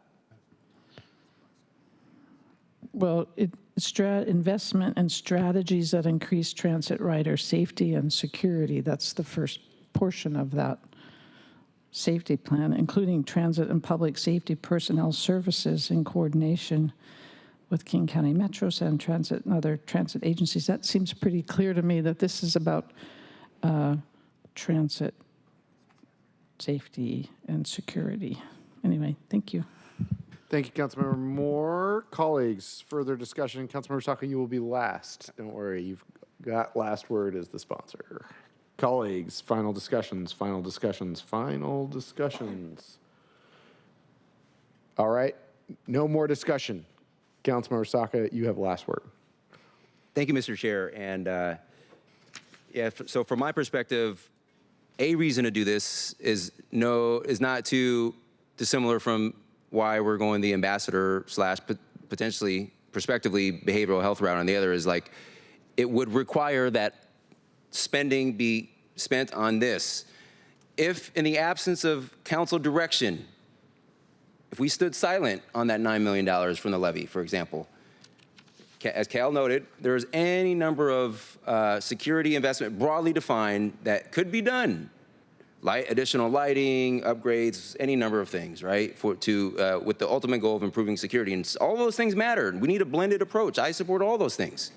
But in the absence of council direction in this manner, we would 100% deferred and yield to the executive to make the choice that they think is best. So they could have any number of arrangements. They could choose to, without our directional control and feedback,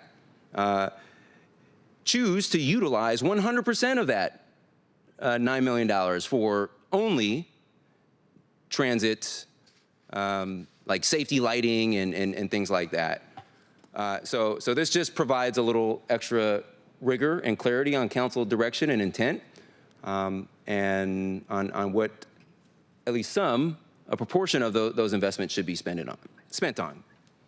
Thank you. Will the clerk please call the roll on S.107B1? Councilmember Saka? Aye. Councilmember Wu? Yes. Councilmember Hollingsworth? Yes. Councilmember Kettle? Aye. Councilmember Moore? Aye. Councilmember Morales? Abstain. Councilmember Nelson? Aye. Councilmember Rivera? Aye. Chair Strauss? Yes. Chair Strauss? Thank you. 8 in favor, 1 abstention. Thank you. S.107B1 passes and will be attached to Council Bill 120905. We are going to move on to the next S.dot item regarding transit security and then come back to the first S.dot item. So, Councilmember Saka, would you like to move your next item? Yes, thank you, Mr. Chair. I move S.107SA1. Thank you. Is there a second? Second. It moved and seconded. I'm going to turn it over to Central Staff for a brief presentation, and then Councilmember Saka to sponsor the amendment. Council members, this item is a slide that requests that SDOT provide a report on implementing transit security improvements, services, and policy. It is associated with the same topic that we just discussed. A lot of the issues are jurisdictional boundaries between the relevant transit agencies, and so this is trying to identify where those decision-making bodies are housed, what our participation is on those bodies, what are the city's policies and recommendations to put them all in one place. It also includes a request to develop a 2026 budget proposal for a leadership position to coordinate activities around transit security for council's consideration.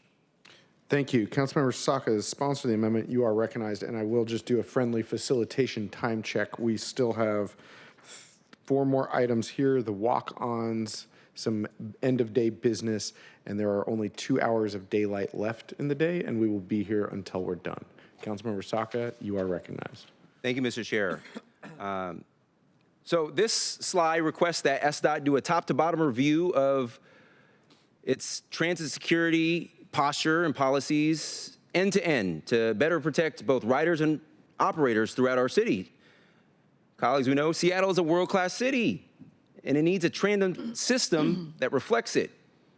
And too often we hear reports of unsafe behavior and unlawful behavior on our transit system.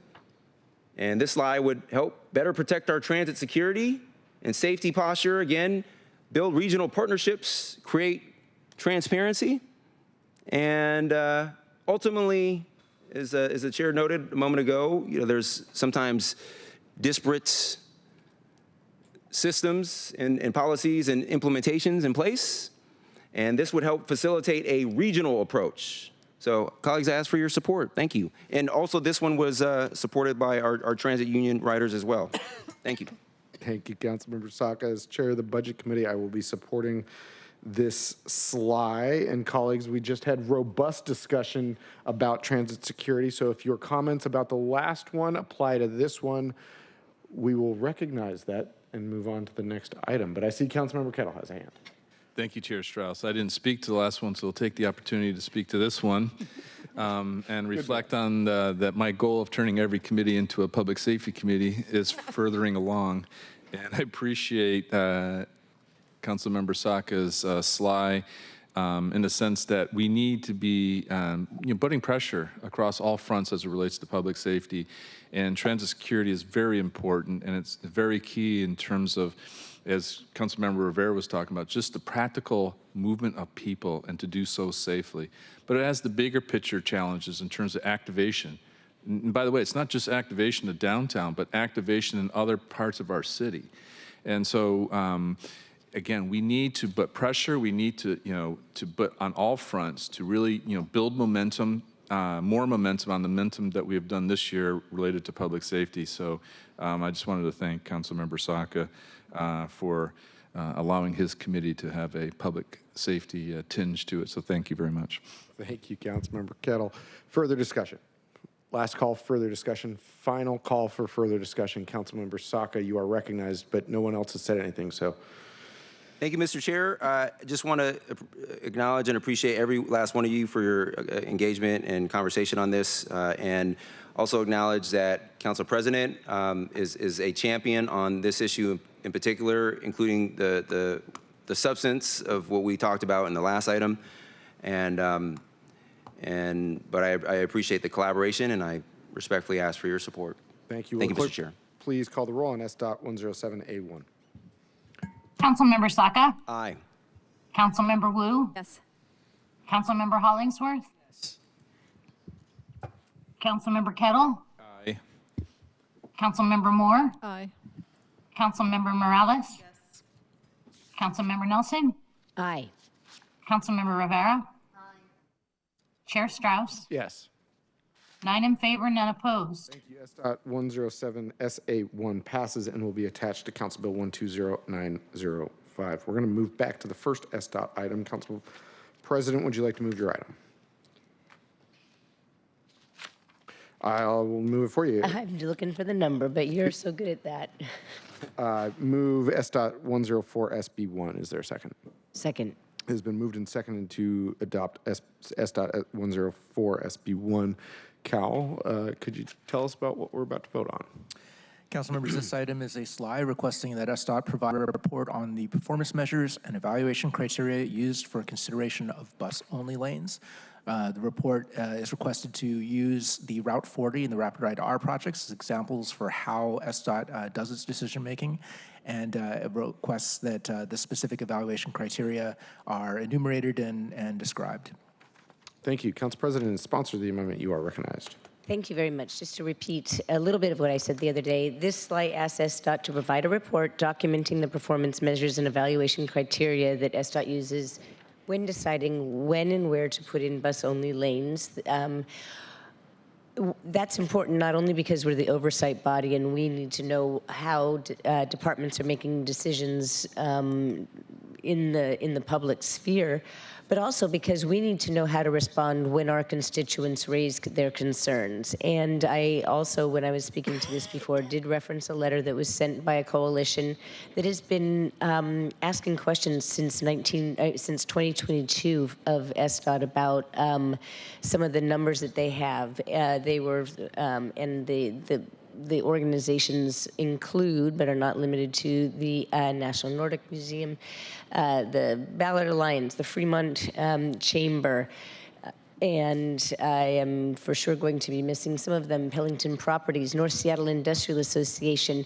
These are organizations that run along, that span from Ballard down all the way to Westlake, and they have been struggling to get some information from SDOT. Why is this important? Because let's be real, if a council member wants to kill a project, you can kill a project by going into a CIP or doing something within one's capacity as a chairperson. I am simply trying to respond to a request for data that is up to date, and because there is some concern that perhaps the data that that SDOT is using to plan not just this line but potentially future bus-only lanes, it could be out of date and perhaps not based on local data. And so this slice asks for existing transit ridership and projected transit ridership after the bus lanes are installed, expected travel time savings using non-aggregated local data, impact on general traffic capacity and congestion using local data, freight access and mobility considerations, and impacts to adjoining neighborhoods and small businesses. This council has made a point of expressing of valuing the ability of the widest possible modes to use our limited public right-of-ways. And when we finished the industrial lands legislation last year, I remember that there was a resolution put forward to, and I think that was sponsored by you, Chair Strauss, expressing the importance of maintaining to the greatest extent possible our valuable freight lines throughout the city. And so this is one of those freight lines, not necessarily that was named in that resolution, but that the neighborhoods along the alignment are concerned about protecting is to the greatest extent possible. So this is simply a slide that asks SDOT, when you are considering putting in bus-only lanes that will operate 24/7, what kinds of improvements are you seeking to see on those corridors? And then wanting to make sure that that there is some evaluation after they are installed. So that is what this slide is asking for. Thank you very much for your support. Thank you, Council President. As chair of the Budget Committee, I will be supporting this. I support transit-only lanes 100%. There is some concern with just in the few months of construction of the Route 40, SDOT not maintaining the promises that they have made regarding that construction, number one. Number two is specifically on that route, the worry about peak hour versus non-peak hour. Sorry to bleed into your district, Councilmember Kettle, but along Westlake and under the Ballard Bridge at that pinch point, and on Market Street and Leary. Those are the three specific pinch points because we see that during non-peak hours, there's a lot of room on the roadway. During peak hours, it's absolutely necessary for those bus lanes to be bus only. And if the situations had not occurred earlier this year with SDOT not being able to maintain the promises that they had made, I would not be supporting this amendment. But that's a natural reaction to actions made. So with that, Councilmember Saka, I see you have your hand raised. We are now in general discussion, and I'm going to try to move us quickly. So, Councilmember Saka. Thank you, Mr. Chair, and I just want to thank Council President for your leadership in bringing this to life and putting it forward. As chair of our Transportation Committee, I consider it a friendly amendment, and I strongly support it, and colleagues would urge you to do the same. I appreciate, Council President, how you call out as an exemplar the Route 40 experience. I'm aware of those concerns from those impacted small businesses and communities and neighborhood groups. And I appreciate how you brought their concerns and elevated them, you know, and brought them to life's piece. And I don't envy the job of anyone at SDOT. They have a tough job. I want to make that crystal clear. They have a tough job. It's almost like, in many cases, they're almost in between a rock and a hard place.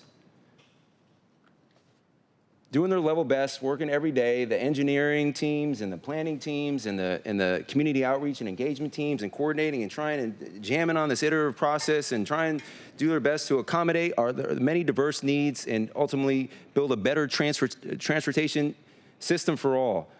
And it's a very difficult job, and they work hard. And so, you know, not trying to point fingers or assign blame, because he who throws the first stone, or wait, what he who lives without sin casts the first stone. But there are definitely learnings from every single engagement and every single project, and so we can always leverage unique insights and learnings from those experiences to make us better, because we are better together. And I do strongly support the thoughtful expansion of bus-only lanes and transit-only lanes in the areas where it makes the most sense throughout our city. We need them, and we'll need more of them over time. We need to be thoughtful about it, and it shouldn't happen overnight, and we should work our best to incorporate that community concerns and feedback to try and get to as close of a compromise solution as possible, with the understanding we're not gonna please everyone every time. That's an impossible task. So in any event, I think this is a great amendment. I think it's a friendly one. And colleagues, I also urge your support. Thank you, Council President, for the word. Thank you, Councilmember Kettle. And after Councilmember Kettle, I'm calling for final comments. So if you are thinking about talking, raise your hand now. Councilmember Kettle. Thank you, Chair Strauss, and thank you for that shout out to D7 point of this.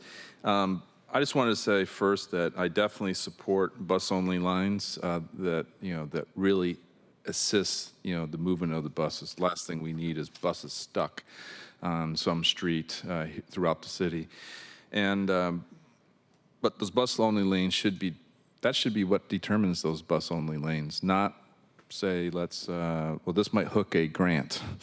That shouldn't be the driver. The driver should be what makes it more efficient for that bus to move down the street. And so this slide, it basically goes to that in terms of asking for the data sets. And one thing I wanted to add too, since it is one of my main priorities as a council member, after public safety, of course, is our port. It is our maritime industrial lands. It is, the fishing and the maritime industries, and we need to support them. And, this is a consideration with this. And so we need to have those kinds of pieces fully factored in. And with all that said, I am a co-sponsor of this, so I support this good governance move by Council President. So thank you, Council President. Thank you, Chair. As I stated earlier, I'm a strong proponent of public transportation, so very much appreciate the bus-only lanes.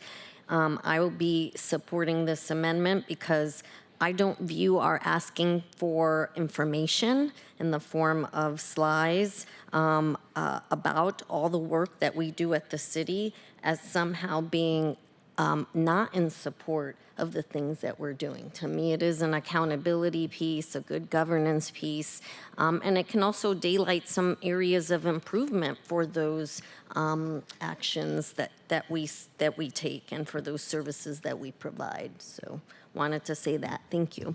Thank you. Council President, last word.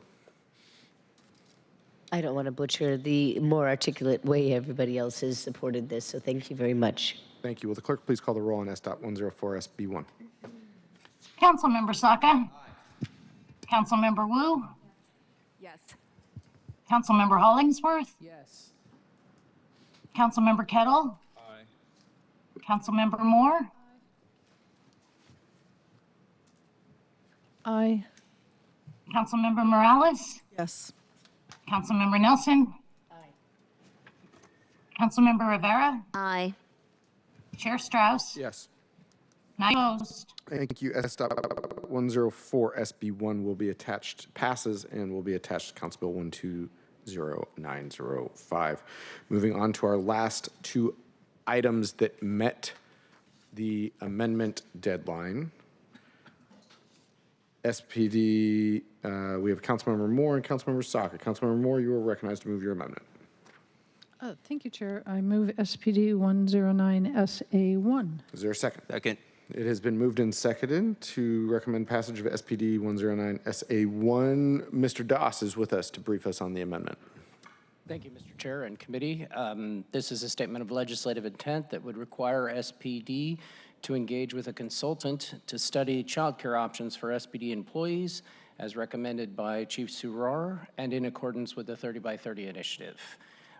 This is a statement of legislative intent that does not require a report. It is simply stating the council's intent that SPD pursue this. So there is no due date associated. It's brought to you by Councilmember Moore with Councilmember Saka and Councilmember Rivera co-sponsoring. Thank you, Mr. Doss. Councilmember Moore is sponsoring the amendment. You are recognized. Thank you. Well, my colleagues will all be pleased to know this is my last amendment. So that said, we have consistent. Hey. You're not supposed to be that excited. So we've consistently heard that childcare is one of the major reasons that women are held back in SPD. And so as we push to increase representation and diversity within SPD, this is a needed, critical step to ensure that we are addressing those systemic barriers. I want to express my gratitude and pleasure at the fact that Chief Rahr is taking this so seriously, and also at the organic development of the 30 by 30 work group in SPD. And really, this is just a shout out to say, yay, you're doing this. We want to be public in our support of this effort. So thank you. Thank you, Councilmember Moore. As chair of the Budget Committee, I support this. I would even take it a step further in saying we should explore for all city employees, but I'm not bringing any amendments. Colleagues, discussion. If you don't have any discussion, that's okay, because we can get out of here while there's still daylight. There's only daylight left for another hour and a half. Councilmember Saka. Thank you, Mr. Chair. I'm one of the 30 by 30 bros on this council that really tries to support and uplift the women who are leading the effort. And there's a lot of, like, all of y'all on our council. But so I got to say, I just thank you, Councilmember Moore, for bringing this forward. So terrific. I appreciate you and your leadership, and you as well, Councilmember Rivera. Honored to co-sponsor this alongside you. Terrific initiative. Thank you. And yes, +1 to all the comments from Councilmember Moore regarding the great work that the folks at SPD are already doing on this, and this is intended to be friendly and help amplify and uplift that work. So thank you. Councilmember Kettle. Thank you, Chair Strauss. I just wanted to add, as Chair of the Public Safety Committee, first, thank you, Councilmember Moore, for your leadership and engagement on this. And I wanted to note, obviously, Chief Rahr's interim Chief Rahr, and when the new chief is selected, I'm on the selection committee. This is a part of that the decision-making calculus. A and B will be engaging with the new chief on this to ensure, as will the committee, to ensure that we continue to make progress on the 30 by 30 front. So thank you very much. Thank you, Councilmember Rivera. Yes, +1 to all my colleagues. We really just want to provide support for the great work that Chief Rahr and many other women at the department are engaging in to bring the 30 by 30 report to fruition, to actually accomplish what is set as goals in the 30 by 30 report. So really just want to support. Thank you. Thank you. Further discussion? Further discussion. Final call on further discussion. No further discussion. Councilmember Moore, you are recognized as the sponsor. Thank you very much. Just want to say thank you to all my colleagues who have all been incredibly supportive of this effort. And that's it. Thank you. Thank you. Will the clerk please call the roll on SPD 109SA1? Councilmember Saka? Aye. Councilmember Wu? Yes. Councilmember Hollingsworth? Yes. Councilmember Kettle? Aye. Councilmember Moore? Aye. Councilmember Morales? Yes. Councilmember Nelson? Aye. Councilmember Rivera? Aye. Chair Strauss? Yes. 9 in favor, none opposed. Thank you. SPD SPD 109 SA1 is passed and is attached to Council Bill 120905. We're going to move on to the last item that was available for the public with due notice. SPD and Councilmember Saka, you are recognized. Thank you, Mr. Chair. I move SPD 111 SA1. Is there a second? Second. It has been moved and seconded to approve SPD 111 SA1. Mr. Doss, would you like to tell us what's going on here? Yeah, thanks. So this is a statement of legislative intent that would require SPD to collaborate with vendors of sound enforcement technology, so the makers of that technology, to do a couple things. The first, to describe how that technology works to combat illegal vehicle noise through the use of camera and microphone systems. And then second, the policy considerations of using this technology, and this question would go more to SPD, how SPD would use it to enforce sound, and in what neighborhoods they would deploy this, this technology. Thank you. Councilmember Saka is sponsor of the amendment. You are recognized. Thank you, Mr. Chair. This SLY asks SPD to examine what deployment of automated noise enforcement technology could potentially look like in our city. And I've heard firsthand and witnessed firsthand the many effects of noise pollution and excessive noise in our city, including in my district, in Elki, Harbor Avenue, but other neighborhoods as well, suffering from similar challenges. And it can be traumatizing for people too. And we also know that some of these rallies and can lead to races and other problem behavior on our streets, which can in turn escalate into, and we've seen it many times, too many times, into worse public safety challenges, gun violence. And so, in any event, this just asks us to look at what it could look like, deployment of this automated enforcement, sound enforcement technology could look like. And so, colleagues, I ask for your support on this. Thank you. Thank you, Councilmember Saka. Councilmember Saka, you know that I have full support. You have my full support in addressing loud cars in West Seattle. You've heard me tell the story of kayaking along Bainbridge Island at 1 to 2 o'clock in the morning. I was doing a long haul race. There were a lot of other people there. That's not the point of the story. The point of the story is that from Bainbridge at 1 to 2 o'clock in the morning, I could hear cars from West Seattle, right? So you have I am fully in support of you in that arena. Regarding this proposal, I have too many questions that are unanswered at this time, so I will be abstaining. Colleagues, this is discussion, discussion, discussion.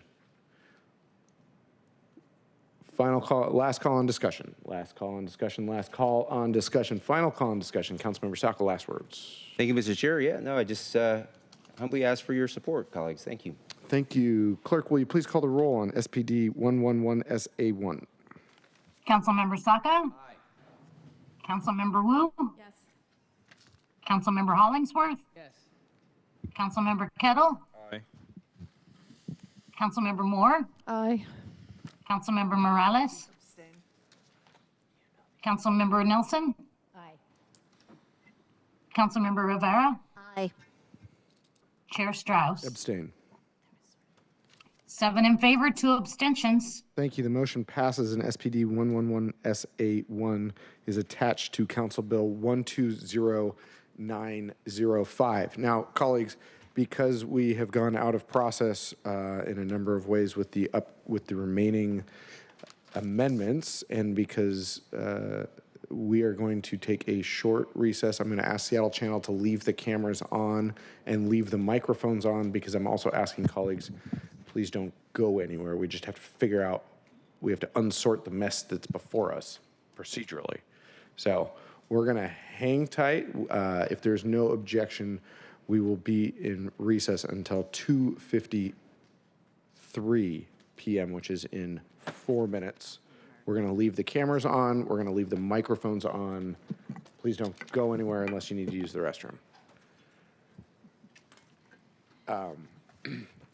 We're just going to leave the mics on. I'm just going to ask you the questions and I wanted to give you a moment. Yeah, I had to take a break. Yeah. So I'm looking at the script right now.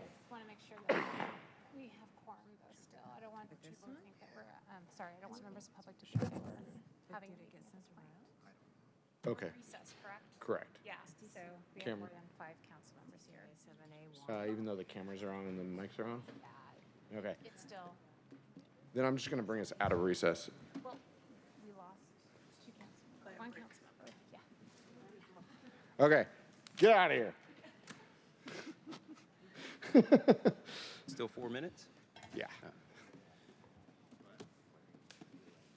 Can both of you come over here so that I can use my computer as well? Let's see, where are you getting that? I'm looking at the script that you Okay. have for me. Maybe Glad I that's don't my staff a department that has an S. Okay. No, it might not be your error. I don't actually know. Okay. We need to talk to Tammy. Or Councilmember Morales, excuse me. And this is the SPU, No. SPR? No. Okay, which It's number? SDCI 7A, apparently. 1? But some of the ones this morning Well, were like. that's That what was I for have option- one. Yeah, That's for option exactly. 18. Yeah. That was for item 18. Didn't we already consider that? No, that's a separate one. No, no, no. This one right That's here? new. Oh, this is new. Yes, that's a new one. Okay. Yeah. It does look like it's glowing. That's Okay. new, yeah. So then, so we need to HSD, Probably 4 minutes. HSD should come before the SDCI one. 28 added, that one right below. HSD 44A is next. It's next, yes. Then it's SDCI 7, I don't know what, A something. Amelia, is that the S- script? This one right here? Yes. Hang on, I'm going to ask a question. Is that the script, Amelia? No, you need to, can you ask the Morales office? what Do we this is? have a version 2? I have not seen it. There was a version 2 that she was going to offer that struck language about, Okay. I'm going to give you direction because I have to say what I need Yes, to run yes, this meeting. yes, Anything you're in the script, I can see it. yes. If you can just highlight what needs to come before the committee, Correct, Yes. okay. because there's like the substitutes, Yeah. things that have already, like, Yeah. and then I'm I going to will walk away move from those yours. that already were You're good. considered. You're Yeah. good. Yep. You need anything?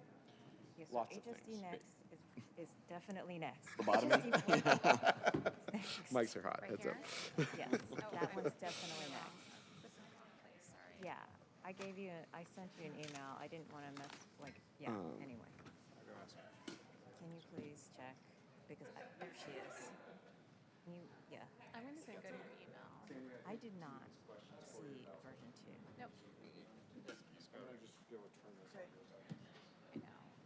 I know. I know. I didn't know. Okay. We don't, Staff circulated we did not this get a version revised 2 version. of Of which one? the SDCI 7A. We have, this was the one that, because I think there was a concern about taking out language that Yeah. had to do with parental assistance.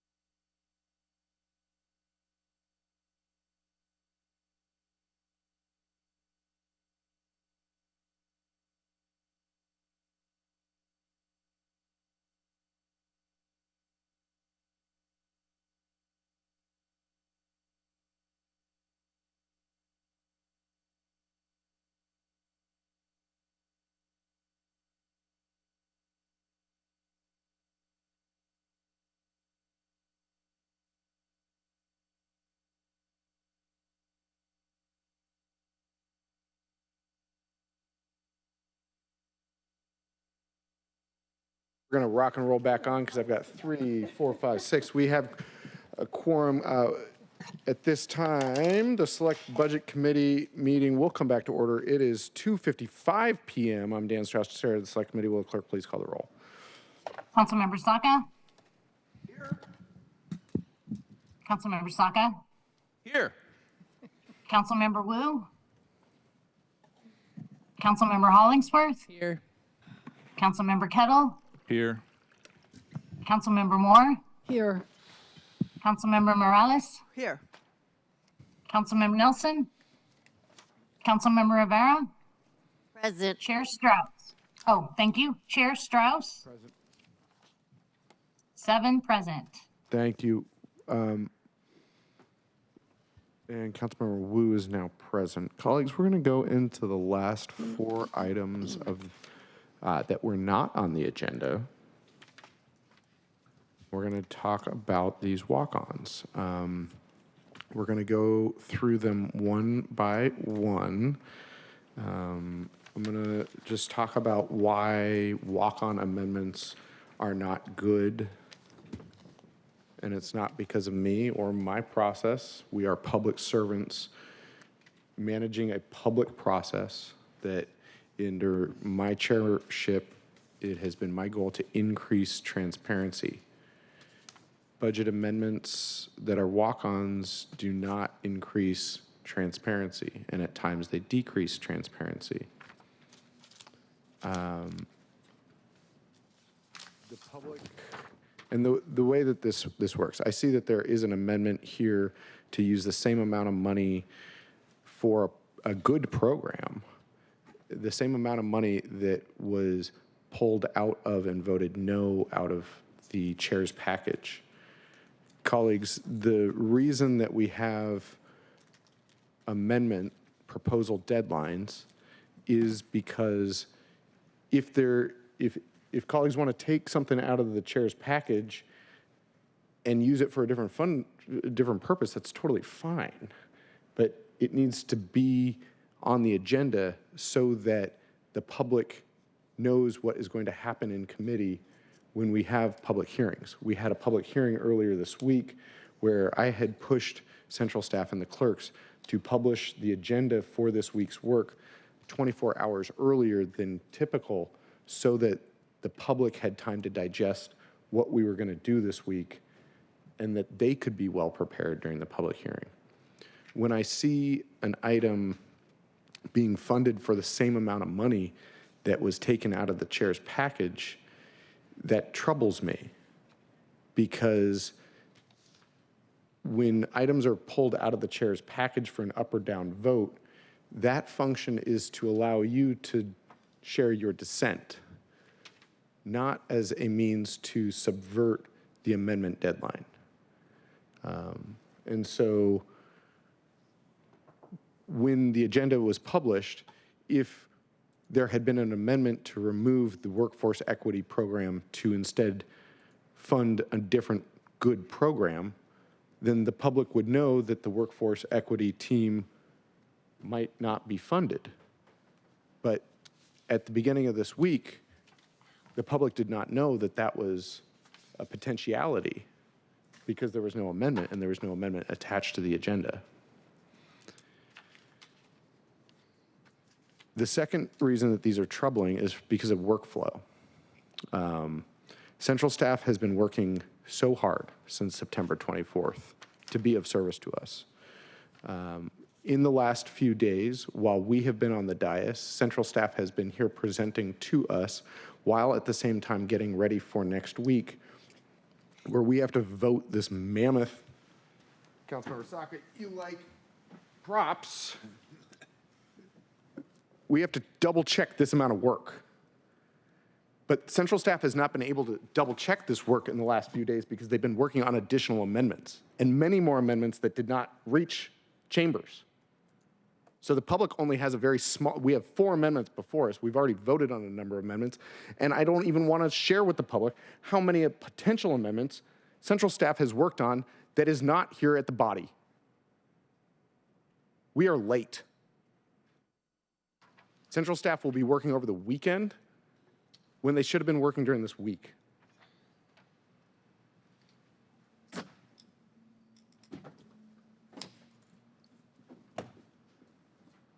This has also not allowed them to work on the next steps of our budget process.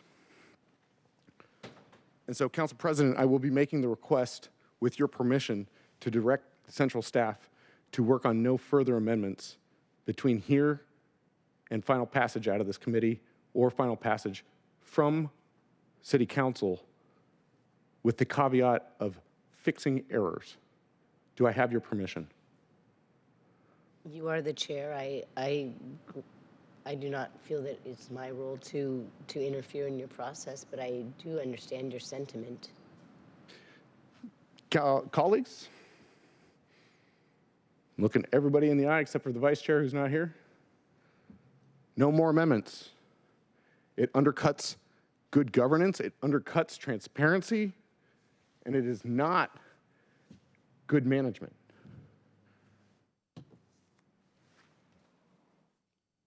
Let's go. Council President, you have the first item.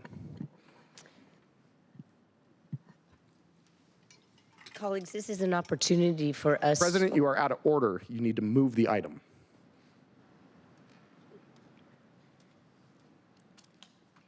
I move to approve HSD 044A. Is there a second? Second. It has been moved and seconded. It is on the screen and on the in the council chambers for the public's viewing. Council President, I'm going to ask central staff to brief us on this amendment, and then I will have you speak to it as the sponsor. This is HSD 004A. It increases HSD by $450,000 for the purchase of a mobile medication unit and reduces CBO by $30,000 general fund for a payroll expense tax evaluation. So this council budget amendment would increase appropriations to HSD by $450,000 in 2025 for the purchase of a mobile medication unit serving neighborhoods that are significantly impacted by substance abuse disorder, such as 3rd Avenue, around Pike Street and Pine Street in Little Saigon. Council has identified Evergreen Treatment Services for this funding and requests that HSD director waive the requirements as allowed under city code to allow funding to go directly to that organization. Costs here will include the purchase of the mobile unit, medication pumps, IT equipment, and installation of alarm and camera systems. Of the funding for the CBA, $420,000 comes from general fund that became available during the council's deliberations on the balancing package, and $30,000 comes from funding allocated in the 2025-2026 proposed budget for the payroll expense tax evaluation. And this was money that became available after committee approved HSD 036B1 today. That's it. Thank you. Council President Nelson has sponsored the amendment. You are recognized. Thank you. So last year, the city of Seattle passed a piece of legislation that sought to conform to state law that made public use of illegal drugs a gross misdemeanor. This year we have taken some other law enforcement actions, all the while stating our commitment to both law enforcement and providing services to the people that need it. And this is an opportunity to live up to the second half of our, I believe, our dual commitment and responsibility to really get at the, to respond to the most devastating public health crisis that people have said ever or in the generation, et cetera, which is that of synthetic opioids. And so I must credit DSA Director, President, and CEO John Scholes with the kernel of this idea, because he was talking to me about a conversation he was having with the Director of Evergreen Treatment Services. And the fact that they were seeking support for another mobile medication unit. They have one in Belltown, and it is, I was looking for the numbers here, but they have more demand than they can actually accommodate. And so I spent a while looking for a funding source, frankly. I even went so far as to consider taking money, provisoing the public health, Seattle King County Public Health contract to find some resources for this. I approached one of my colleagues to provide some money from their budget action. But the point is that when this opportunity came up, I took advantage of the fact that we do have unappropriated dollars now. And so what this budget action would allow is for Evergreen Treatment Services to purchase another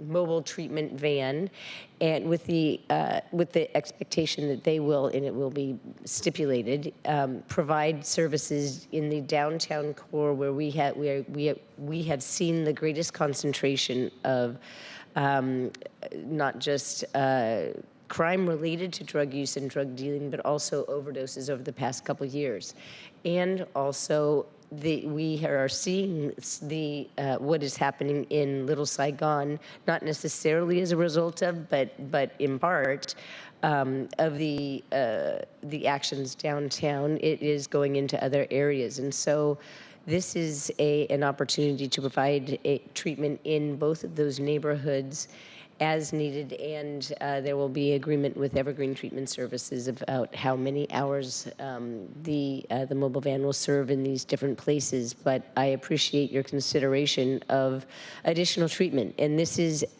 an effort to remove a barrier. It will allow for our diversion partners to direct people to a resource that is very close to where they are intervening with law enforcement or interacting with law enforcement, and that is the best way to get people treatment the fastest. So that is why this is before us, and I would appreciate you considering supporting this. Thank you very much. Thank you, Council President. As Chair of the Budget Committee, I will be voting against this and all of these walk-ons for each for a different reason, and I will explain that now. Council President, the letter that you have distributed twice in the last 24 hours to you regarding this is dated October 3rd, nearly a month before the amendment deadline. I believe that this is an amazing and good use of these funds.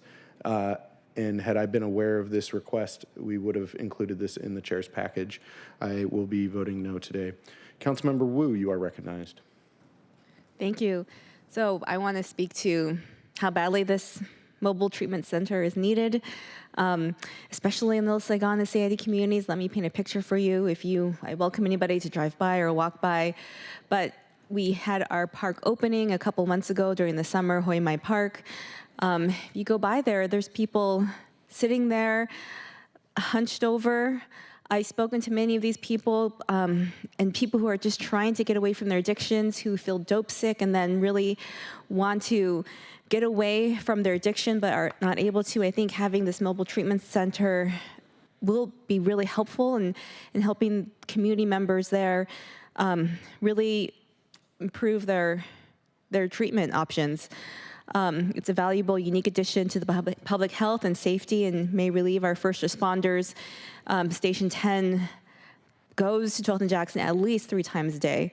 And a couple of weeks ago, there was a batch of bad drugs that was given out, and there was several overdoses that were experienced and was very traumatic and stressful to the community.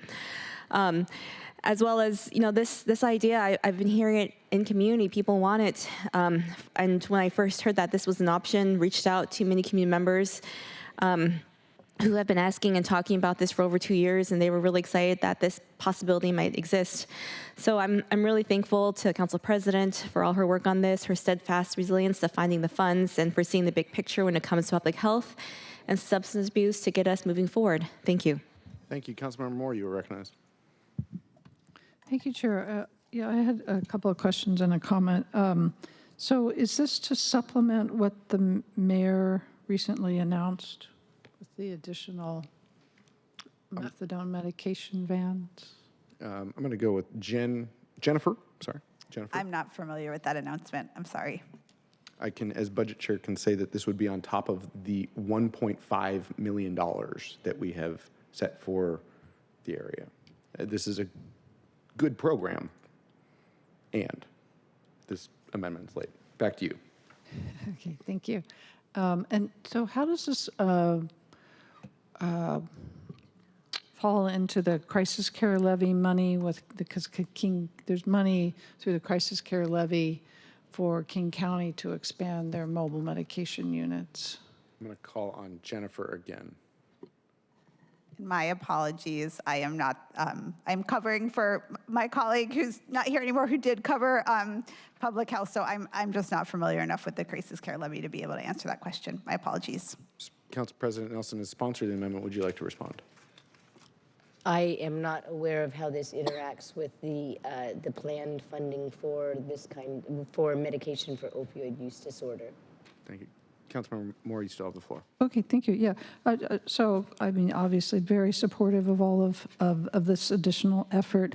I guess, though, that again, and this is where we, as districts, we do have to speak up for our districts. And while I appreciate that this is a huge issue in downtown and Little Saigon, this is also a huge issue in Lake City. We have 33rd Avenue, where people are actively shooting up across from a park regularly, and the police are not engaging on this issue. We have people at Lake City Mini Park who are also, actively using fentanyl. This is a serious issue in my district, and so I guess while I will be supportive of this, I would also ask that we continue to look at spreading these necessary resources across the city and beginning to look at where there are needs in the north end, because we also have 90th and Nesbitt, which has been a huge, huge drug area. So we need to not forget our northern residents and neighbors in this. Thank you. Thank you. Councilmember Hollingsworth. Thank you, Mr. Chair. I just had a quick question. So regarding these services, they would be, and kind of to follow up on Councilmember Moore's point, these services would be restricted to 3rd Avenue, Pike Pine, and Little Saigon. Is that correct? Or that's where their focus is, but could they be directed in other areas? They could, yes. Jennifer? Sorry. As the CBA is written, it is a such as, so it's, I think, meant to be illustrative examples, not a strict limitation on what neighborhoods are served. Councilmember Hollingsworth, you still have the floor. Thank you, Mr. Chair. That was my concern, was that what impacts Little Saigon also impacts other areas of the Central District on 23rd and Jackson, and then also Capitol Hill and just other places. So I just wanted to double down on Councilmember Moore's comment. But yeah, you clarified the question. Thank you, Mr. Chair. Thank you. We are in the discussion section. I don't see any new hands, so I'm making the first of three last calls. Council President, you'll have last word anyways, so. Last call on discussion. Last call on discussion. Final call on discussion. I will make the chair's comments at the end. This is a good program that the request has come at the wrong time, and Council President, had you included this, I would have included it in the chair's package. Over to you. Final words.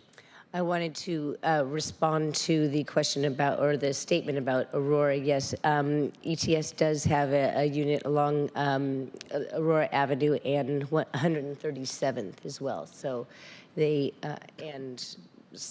so just wanted to let you know that that does exist up there.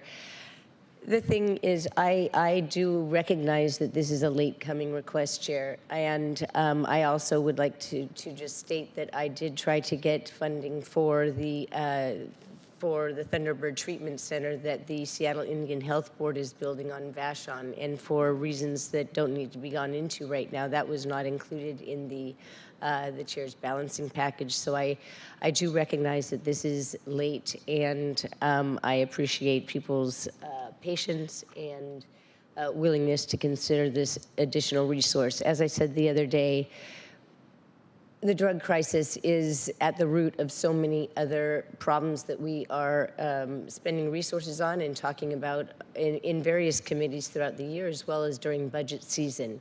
And so that is why I feel so strongly that providing an additional bit of support right now while we have this opportunity is a valid policy move on our part. So thank you very much. Thank you. Will the clerk please call the roll on HSD 44A. Councilmember Saka? Councilmember Wu? Yes. Councilmember Hollingsworth? Yes. Councilmember Kettle? Councilmember Moore? Aye. Councilmember Morales? Yes. Councilmember Nelson? Aye. Councilmember Rivera? Aye. Chair Strauss? No. Chair Strauss. 8 in favor, 1 opposed. Thank you. HSD 44A passes and will be attached to Council Bill 120905. Councilmember Morales, you have the next item. I move SDCI 7A. Is there a second? Second? It has been moved and seconded to recommend passage of SDCI 7A1. I see we have a number of our friends at Council Central staff here with us. I'll let you brief the amendment for us. Ketel Freeman, Council Central staff. SDCI 7A would increase appropriations to the Seattle Department of Construction Inspections by $527,000 general fund in both 2025 and 2026 to restore funding for tenant services and make a corresponding reduction of $527,000 of general fund in both 2025 and 2026 to SPD for the real-time crime center staffing. I'll talk a little bit about kind of the running tally of appropriations for tenant services, and then provide some discussion of the reductions to the real-time crime center, for which Greg Doss is joining us. So in terms of the running tally for tenant services, as council members know, the mayor's proposed budget appropriated approximately $1.8 million for tenant services. That was increased by the council through the consent package, SDCI 002, to $2.1 million, and then reduced by a transfer to HSD of $527,000. So as it stands, the proposed appropriations for tenant services, grants, and contracts at SDCI is approximately $1.6 million. Should this pass, the total appropriations would be $2.1 million. The reductions to SPD would largely come from proposed salaries for staffing at the real-time crime center. As the real-time crime center would utilize technology that integrates dispatch, camera, officer location, 911 calls, and record management systems into a single view to provide situational awareness. Reductions to the funding would require that SPD either hold some positions vacant or use savings from other budget areas to fill those positions. We have some additional information from SPD about what the sort of the reductions might mean in terms of operations at the real-time crime center. This is from Angela Sochi at SPD. So they would likely respond to the cuts by adjusting their hiring plan to onboard 8 to 9 FTEs at some point in 2025 rather than the 12 that were planned. And they may need to move money between years to maintain even funding for all the positions at the real-time crime center. And an upshot of the changed funding for staffing could be that the real-time crime center is not staffed on a 24-hour basis. Thank you, Mr. Freeman. This is sponsored by Councilmember Morales. Thank you, Mr. Freeman. I also see Mr. Doss. Thank you, Greg Doss. Thank you, Mr. Chair. Just to elaborate and add a little more texture to what Ketel was saying, the positions that would be funded in the real-time crime center over 2 years, there would be 21 positions that would be funded in the real-time crime center over the 2 years. One way to think about this is how many positions could be sustained on an ongoing basis after the cuts that these next 2 CBAs make. And in working with SPD, it was determined that there could be about 12 positions of those 21 that would be able to be sustained on an ongoing basis if both these cuts were enacted. The one that you just heard about for about $500,000 and the next one for about $1 million. If just this CBA that's under discussion is enacted, it would reduce it by roughly 3 employees. So bring it down from 21 to 18 or so if the first CBA is enacted. If the second one is enacted, it would bring it down to like 12. Hopefully there's, and as Mr. Freeman said, the impact of this and why 21 FTEs at the crime center is because it allows for shift relief factors. It allows for 27 week down, day long staffing and 24/7, and then also relief for vacation days, those kinds of things. So reductions in staffing would likely lead to times that the real-time crime center wouldn't be staffed. Thank you. Councilmember Morales, as sponsor of the amendment, you are recognized.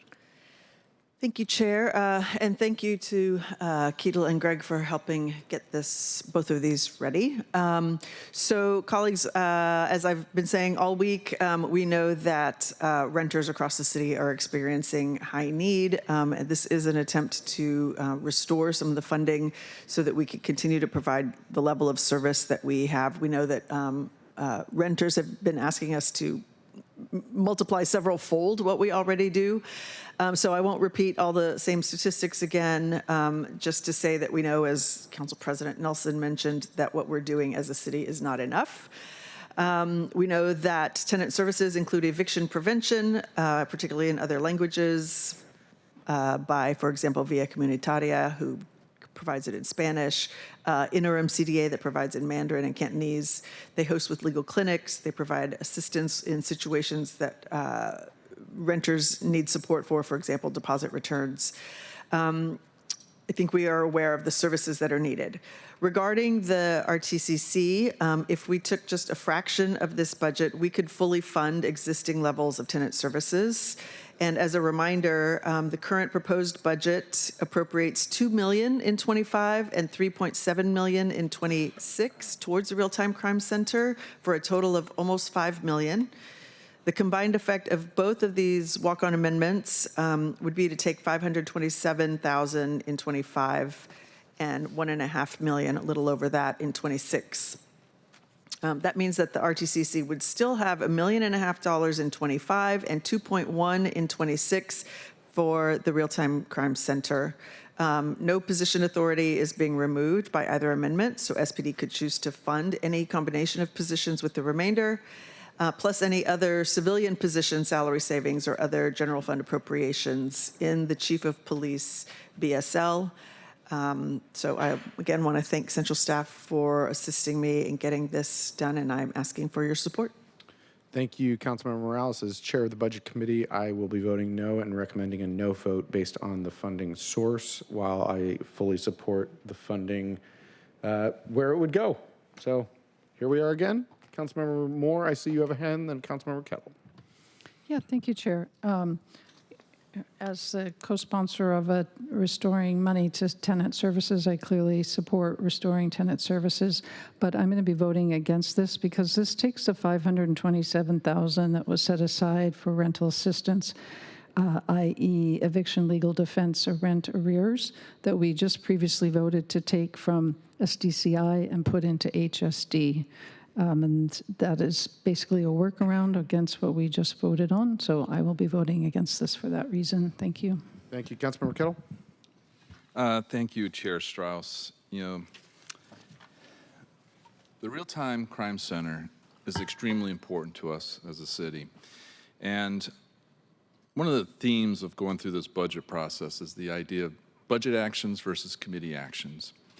Well, I'm here to say that the Public Safety Committee at the beginning of the year, created its mission. It created its vision, and it created its strategic framework plan. The 11 public safety bills passed this year were developed with the framework in mind to accomplish our goal of creating a safer Seattle. This includes our technology bills like ALPR, automatic license plate reader, CCTV, the closed circuit TV, and RTCC, the Real-Time Crime Center. Technology is so important for us. It's even more important now because of the massive loss of officers that we've experienced over the last number of years. So the need for this technology is because of the massive loss of officers. The big reason why we have a massive loss of officers is the previous term of this council. It is unconscionable to me that you create a situation and now you want to take out the fix for that situation. That's not good governance. That's not good governance. By the way, the budget chair is upset processes of the budget. I recognize that 110%. But this point just drives me over the edge of this continuing theme of budget actions versus committee actions. I don't know how many budget actions really should be committee actions. And here's the ironic thing related to this one. The committee has been doing its work. So, on the Real-Time Crime Center, all the work that we've been doing. By the way, this committee work is done in collaboration with the executive, with the mayor's office, with SPD, in some cases fire, some cases care, city attorney's office. We do all this work with the benefit of the central staff, I might add, as I look at Mr. Doss and Chair Noble. This is something that we have to look at. And so my strong recommendation for my colleagues is to follow your vote as it came out of committee, 5-0, and as you voted on this in full council earlier this year. Because our goal here is to create a safer Seattle. If we don't, all these other things go by the wayside. Thank you very much, Chair. Thank you, Councilmember Kettle. Further discussion. Last call for further discussion. Final call for further discussion. Councilmember Morales has sponsored the bill. You are recognized. Nothing further. Thank you. Thank you. Will the clerk please call the roll on SDCI 007A? Councilmember Saka? Nay. Councilmember Wu? No. Councilmember Hollingsworth? No. Councilmember Kettle? No. Councilmember Moore? No. Councilmember Morales? Yes. Councilmember Nelson? No. Councilmember Rivera? No. Chair Strauss? No. 1 in favor, 8 opposed. The motion does not pass, and SDCI 7A will not be attached to the council bill. Clerk, I see that the next item is a two-step process, so I'm going to move on to the SPR item and then come back, because if we are going to take up item 32, we'll have to take multiple steps because it's so far out of order. Councilmember Morales, you are recognized to move your amendment. I move SPR 105A. Second. It has been moved and seconded to recommend passage of SPR 15A. Karina, how are you? I'm doing fine, thank you. Great to see you. Hopefully Tracy is on her way home already. Hope so. Hopefully. Let's talk about this amendment. All right, this is Budget Amendment SPR 015A. It is sponsored by Councilmember Morales. It is related to the last one that was just considered. It would increase Seattle Parks and Recreation by $1 million general fund in 2026 and increase position authority for 7.35 full-time equivalent employees to restore environmental programming at Discovery Park and Carkeek Park. There would be a corresponding reduction at the Seattle Police Department by $1 million general fund in 2026 for 9 full-time equivalent employees that would staff a real-time crime center. That would remove funding for the employees but would retain the position authority. In the 2025-2026 proposed budget, there would be an elimination of this environmental programming in 2026. In the interim, in 2025, Seattle Parks plans to hold a request for proposal process to find a public-private partnership to fund those activities at Discovery Park and at Carkeek Park that the third party would pay for. If this environmental programming does not continue, it would result in closure of the Discovery Park Visitor Center, and then no activities there as well, and no activities at Carkeek Park. Carkeek Park, the visitor center closed quite a while ago, about 10 years ago. As far as the impact on Seattle Police Department, Greg talked about that a bit. So this would remove funding for 9 FTEs, but it sounds like the impact would be less than that. So there'd be a total of 15 that could be hired out of the 21. Mr. Doss? Actually, that's right on. Okay. Thank you. The original estimates, and I apologize specifically to the sponsor for this, the original estimates done overnight were done against the entirety of both cuts. And so, yes, Karina's got that right. It'd be about 15. And that is all. Thank you. Councilmember Morales has sponsored the bill. You are recognized. Thank you, Chair. Colleagues, again, we heard during public hearing that there are still many critical programs that our city conducts that will be seeing their end in this budget cycle, despite our attempts to preserve them and our city workers. With this $1 million, we could restore all the FTEs in parks for their environmental education work at Discovery Park, Carkeek Park, and more, as well as all temporary labor and non-labor expenses. While it's true none of these parks are in my district, I've heard the call from across the city about the importance of this work. We, as a city, have been a leader in environmental stewardship, but these proposed cuts to environmental education, to our park naturalist positions, don't reflect that legacy of the city. And eliminating these roles and programs would have lasting impacts, including reducing accessible public education about our natural environment. It would limit critical outdoor programming for young people and weaken our community's connection to its own parks. So I want to thank you, Karina, and thank you again, Greg, for your work with my office, and I ask for my colleagues' support. Thank you, Councilmember Morales.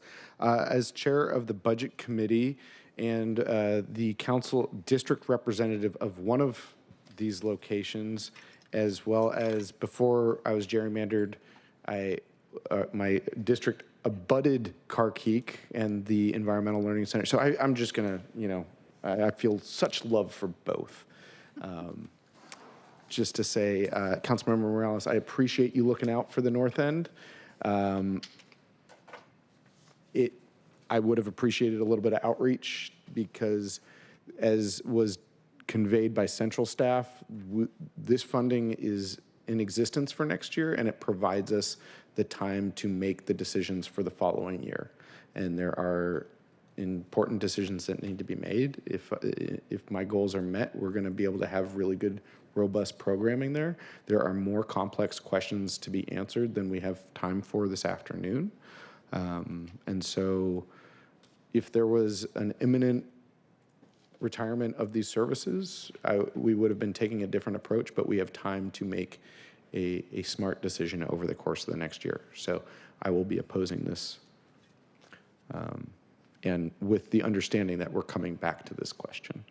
Councilmember Kettle. Thank you, Chair Strauss, and thank you for the point that you were just making. Obviously, this is a very important topic.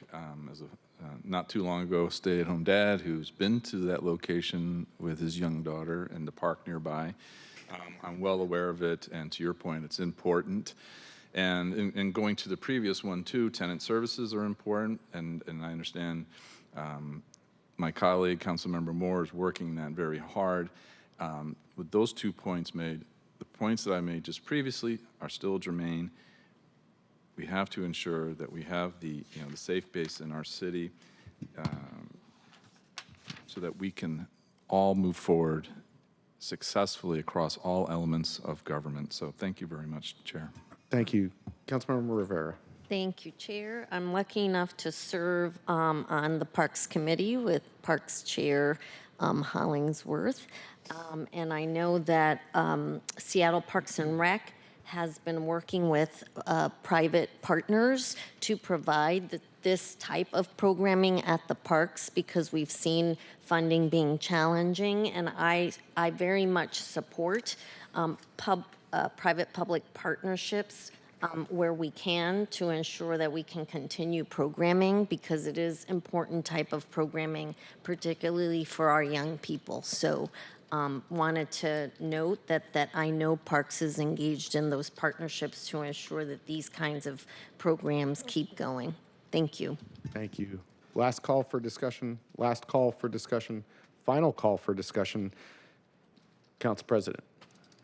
I really want to thank you for bringing this forward, because I have been in the back of my mind thinking, gosh, how could we restore that or ensure its future? So much so that I did research what is the salary savings in SPD and could it possibly be used for this and was disabused of that idea. But I don't know what Chair Strauss meant when you said we can continue thinking about this or if this was going to end up in imminent termination of programs, but I do want to, for the record, register my support for these programs right now and interest in figuring out how, if not in this budget item, which I will be opposing, figuring out something in the future. So thank you. Amen, Council President. Final call for comments. Final call. Final. Councilmember Morales is sponsoring the amendment. You have last word. Thank you. I have nothing further, Chair. Thank you. Will the clerk please call the roll on SPR 15A? Councilmember Saka? Nay. Councilmember Wu? No. Councilmember Hollingsworth? No. Councilmember Kettle? No. Councilmember Moore? No. Councilmember Morales? Yes. Councilmember Nelson? No. Councilmember Rivera? No. Chair Strauss? No. 1 in favor, 8 opposed.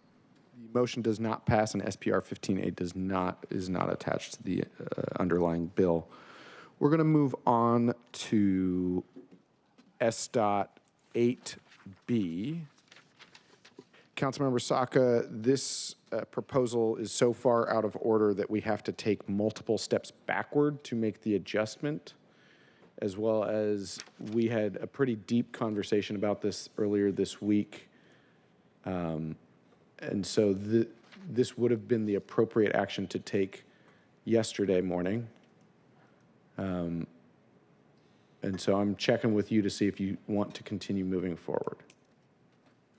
Thank you, Chair. Yes, absolutely. Okay.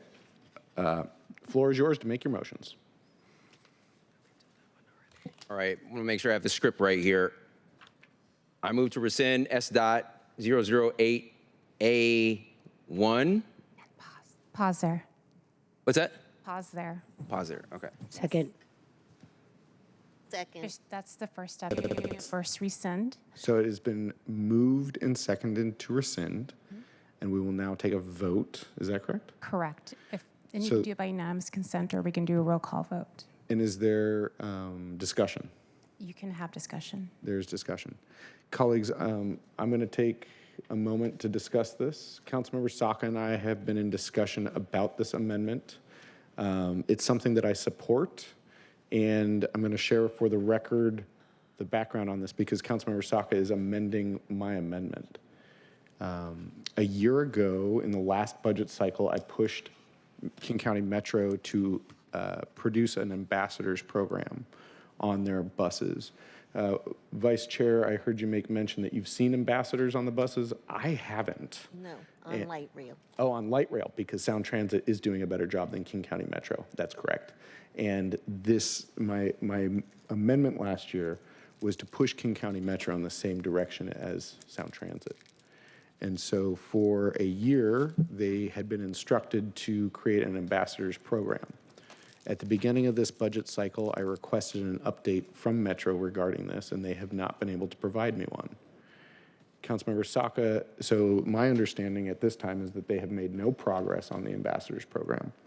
On Monday of this week, Councilmember Saka let me know that there is in fact a contract being put forward, but we have not been able to share the information to understand the receipts for what this contract would be, how much it would cost, or when it would be deployed. And so the conversation that Councilmember Saka and I had was very clearly, if Metro's only using $750,000 for this, then I don't mind spending more money on behavioral health.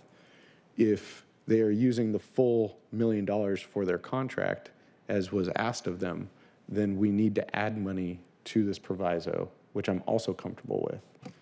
But what I'm not comfortable with is simply just adding scope to a program that they have not demonstrated the receipts of producing in a year, as well as with the variable that is hanging out there that there is a contract on the table potentially, but we don't know the amount of money.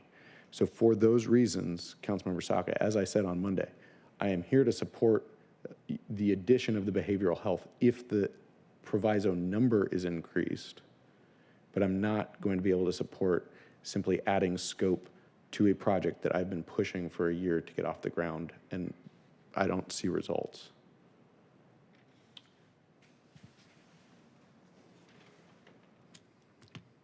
So the question before us is, should SDOT 8A1, which was part of the consent calendar, be rescinded? Will the clerk please call the roll?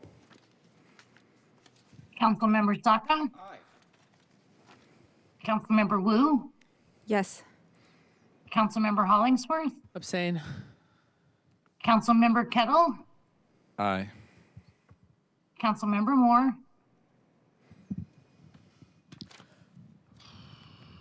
Yes. Councilmember Morales? Abstain. Councilmember Nelson? Aye. Councilmember Rivera? Aye. Chair Strauss? No. 4 in favor, 6 in favor, 1 opposed, 2 abstentions. Thank you. The motion carried, and SDOT 8A1 is rescinded. Councilmember Saka, the floor is yours.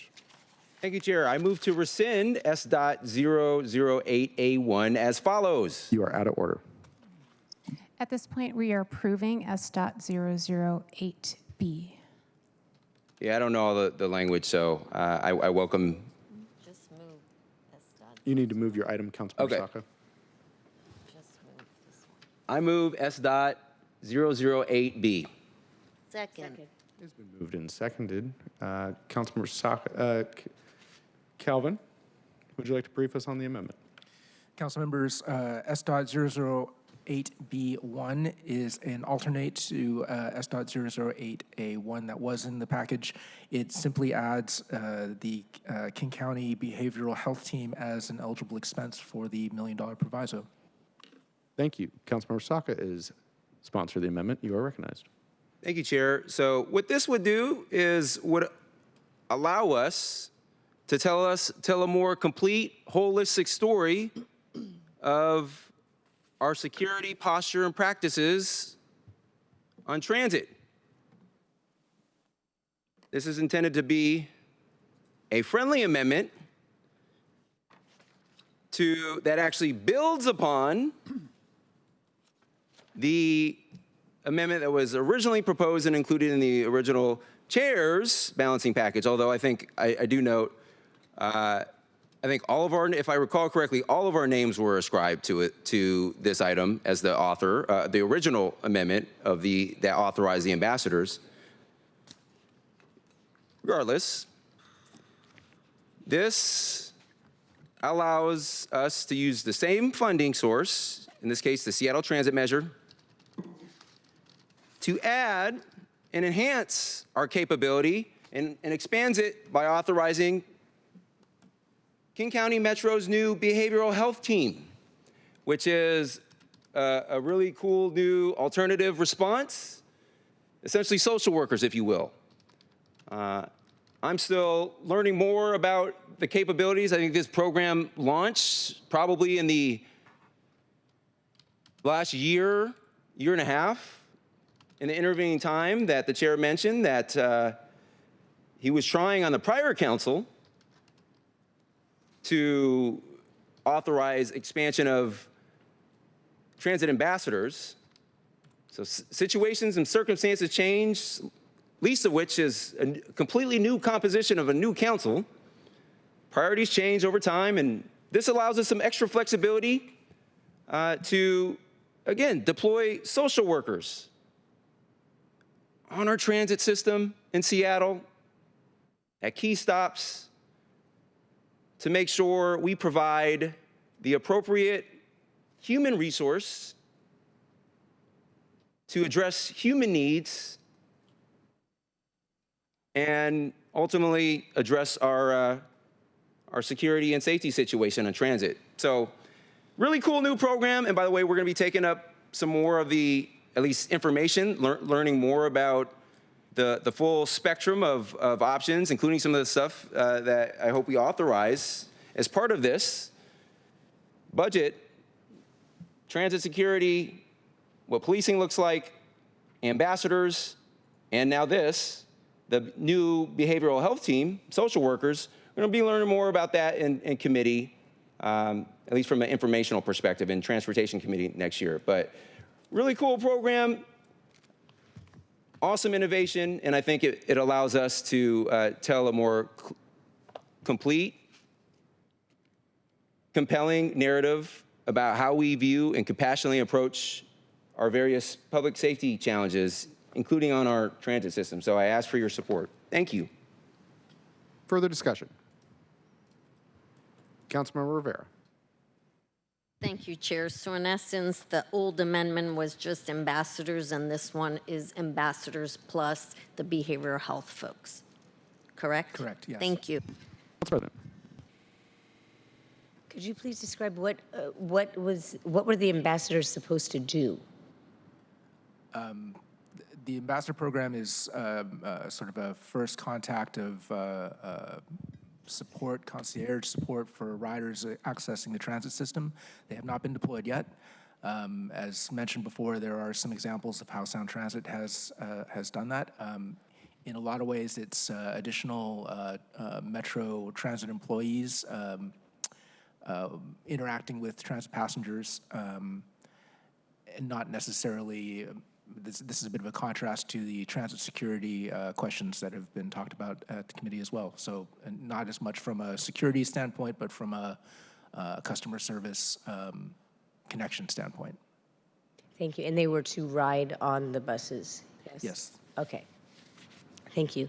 Well, I'm going to support this because just because of some of the work that was done last year, finding that they put air filters on some of the lines of buses and found that drivers were exposed to fentanyl smoke and that they dusted for methamphetamine, et cetera. And it does seem as though we're getting closer to addressing the problem that is, I would say, most urgent. And so if the behavioral health specialists that will be deployed can augment the work of the ambassadors or replace them on certain lines, I would certainly support that. Thank you. Further discussion? Further discussion? Further discussion? Last call for discussion. Last call for discussion. Final call for discussion. Councilmember Saka, sponsor the amendment. You have last word. Thank you, Chair. Again, colleagues, this allows us to tell a more complete, compelling picture and craft a more compelling narrative of how we treat and approach compassionately and address the various challenges and opportunities that we have on our transit system. And because social workers are important and they matter too. And taking a page out of Councilmember Hollingsworth, I love her PIE framework. Prevention, intervention, and enforcement. I think what we've done with the last amendment was kind of index fairly heavily on the intervention and enforcement side. Now we're having an opportunity again to focus mostly on the prevention and the intervention side with this. So with ambassadors, which are essentially wayfinders, friendly faces, and then now social workers. So ask for your support. Thank you. Will the clerk please call the roll on S.8B? Councilmember Saka? Aye. Councilmember Wu? Yes. Councilmember Hollingsworth? Abstain. Councilmember Kettle? Aye. Councilmember Moore? Aye. Councilmember Morales? Abstain. Councilmember Nelson? Aye. Councilmember Rivera? Aye. Chair Strauss? Abstain. 6 in favor, 3 abstentions. Thank you. The motion passes and S.8B replaces S.8A. Clerk checking, do we need to pass the underlying amendment at this time? At this point, we need to postpone the bill for the meeting on the 19th. Great. We're going to step in before we postpone the bill. I'm going to check in with central staff to see if there's any additional information that we need to be aware of heading into the weekend. It's my understanding that between here and next Tuesday, central staff will be working to ensure accuracy on the budget and all items. I think it was 160 items at this point. And so between now and Tuesday, you will be working on that. On Tuesday, we've already passed out a number of bills through the consent calendar yesterday, and so we will have a number of bills later today. We've already passed the noon deadline today for Jumpstart amendments. So colleagues, if you missed that deadline, my apologies. I was going to announce it, but we got in the middle of stuff. And what else do we have to do? Yeah, that's about it. There, just a note, on Tuesday, there are the property tax bills that we did not include just because we were kind of pushing those to closer to election certification date as possible. So even though the transportation levy, we're waiting on the results of the transportation levy. So those two will be on. There's a long property tax bill. So those will be on the agenda for next Tuesday, and those are just held for procedural reasons. But otherwise, everything should be familiar as we discussed on the 13th, which feels like a really long time ago. Yeah, it does. And so next week we will have committee votes on Tuesday and then final action on Thursday. I strongly advise that you create a nice long speech. I am stating in the positive, create a nice long speech to give about all of the budget things that you've got, or all of the priorities that you've gotten in this budget, and then hold that speech until Thursday when we take up Council Bill 120905. It is one of about, depending on how we run the consent calendar, one of 40 votes. So create the speech, hold it till Thursday. Tuesday will be mostly procedural as long as we don't have any interruptions or wrinkles. It'll be a rather straightforward meeting on Tuesday. And so, Council President, earlier in this meeting, I had requested your permission as chair of the committee, the only committee in session right now, to provide direction to central staff to not work on any new amendments, only to correct or refine previous amendments. Do I have your permission? Yes. Fantastic. Colleagues, I am directing central staff to not take up any new ideas. Councilmember Hollingsworth has had her hand up. Councilmember Hall, and that would be a point of order, Council President. Councilmember Hollingsworth. Mic drop.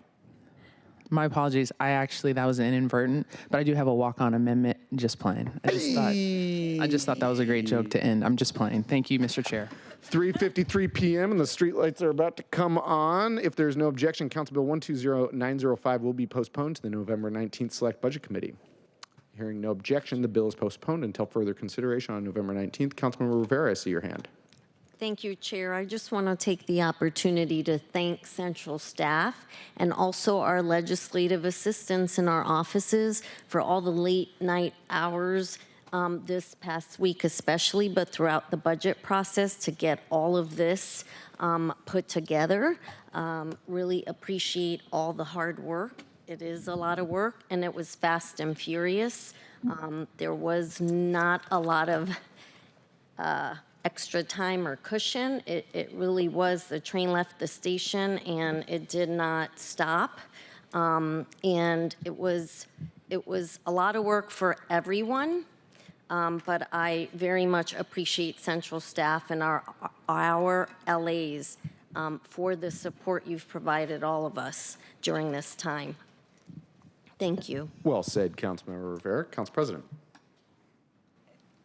I do want to recognize that with a new council doing their first budget, I want to recognize, thank you, echoing Councilmember Rivera, thank you very, very much. What we have displayed in the past couple days is a very, very high degree of engagement, a higher degree of engagement than I have experienced since I've been elected, and that is at base a very positive thing.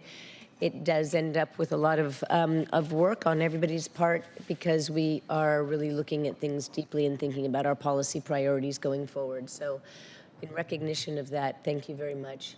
And thank you, colleagues, for your engagement. Thank you. Any further comments?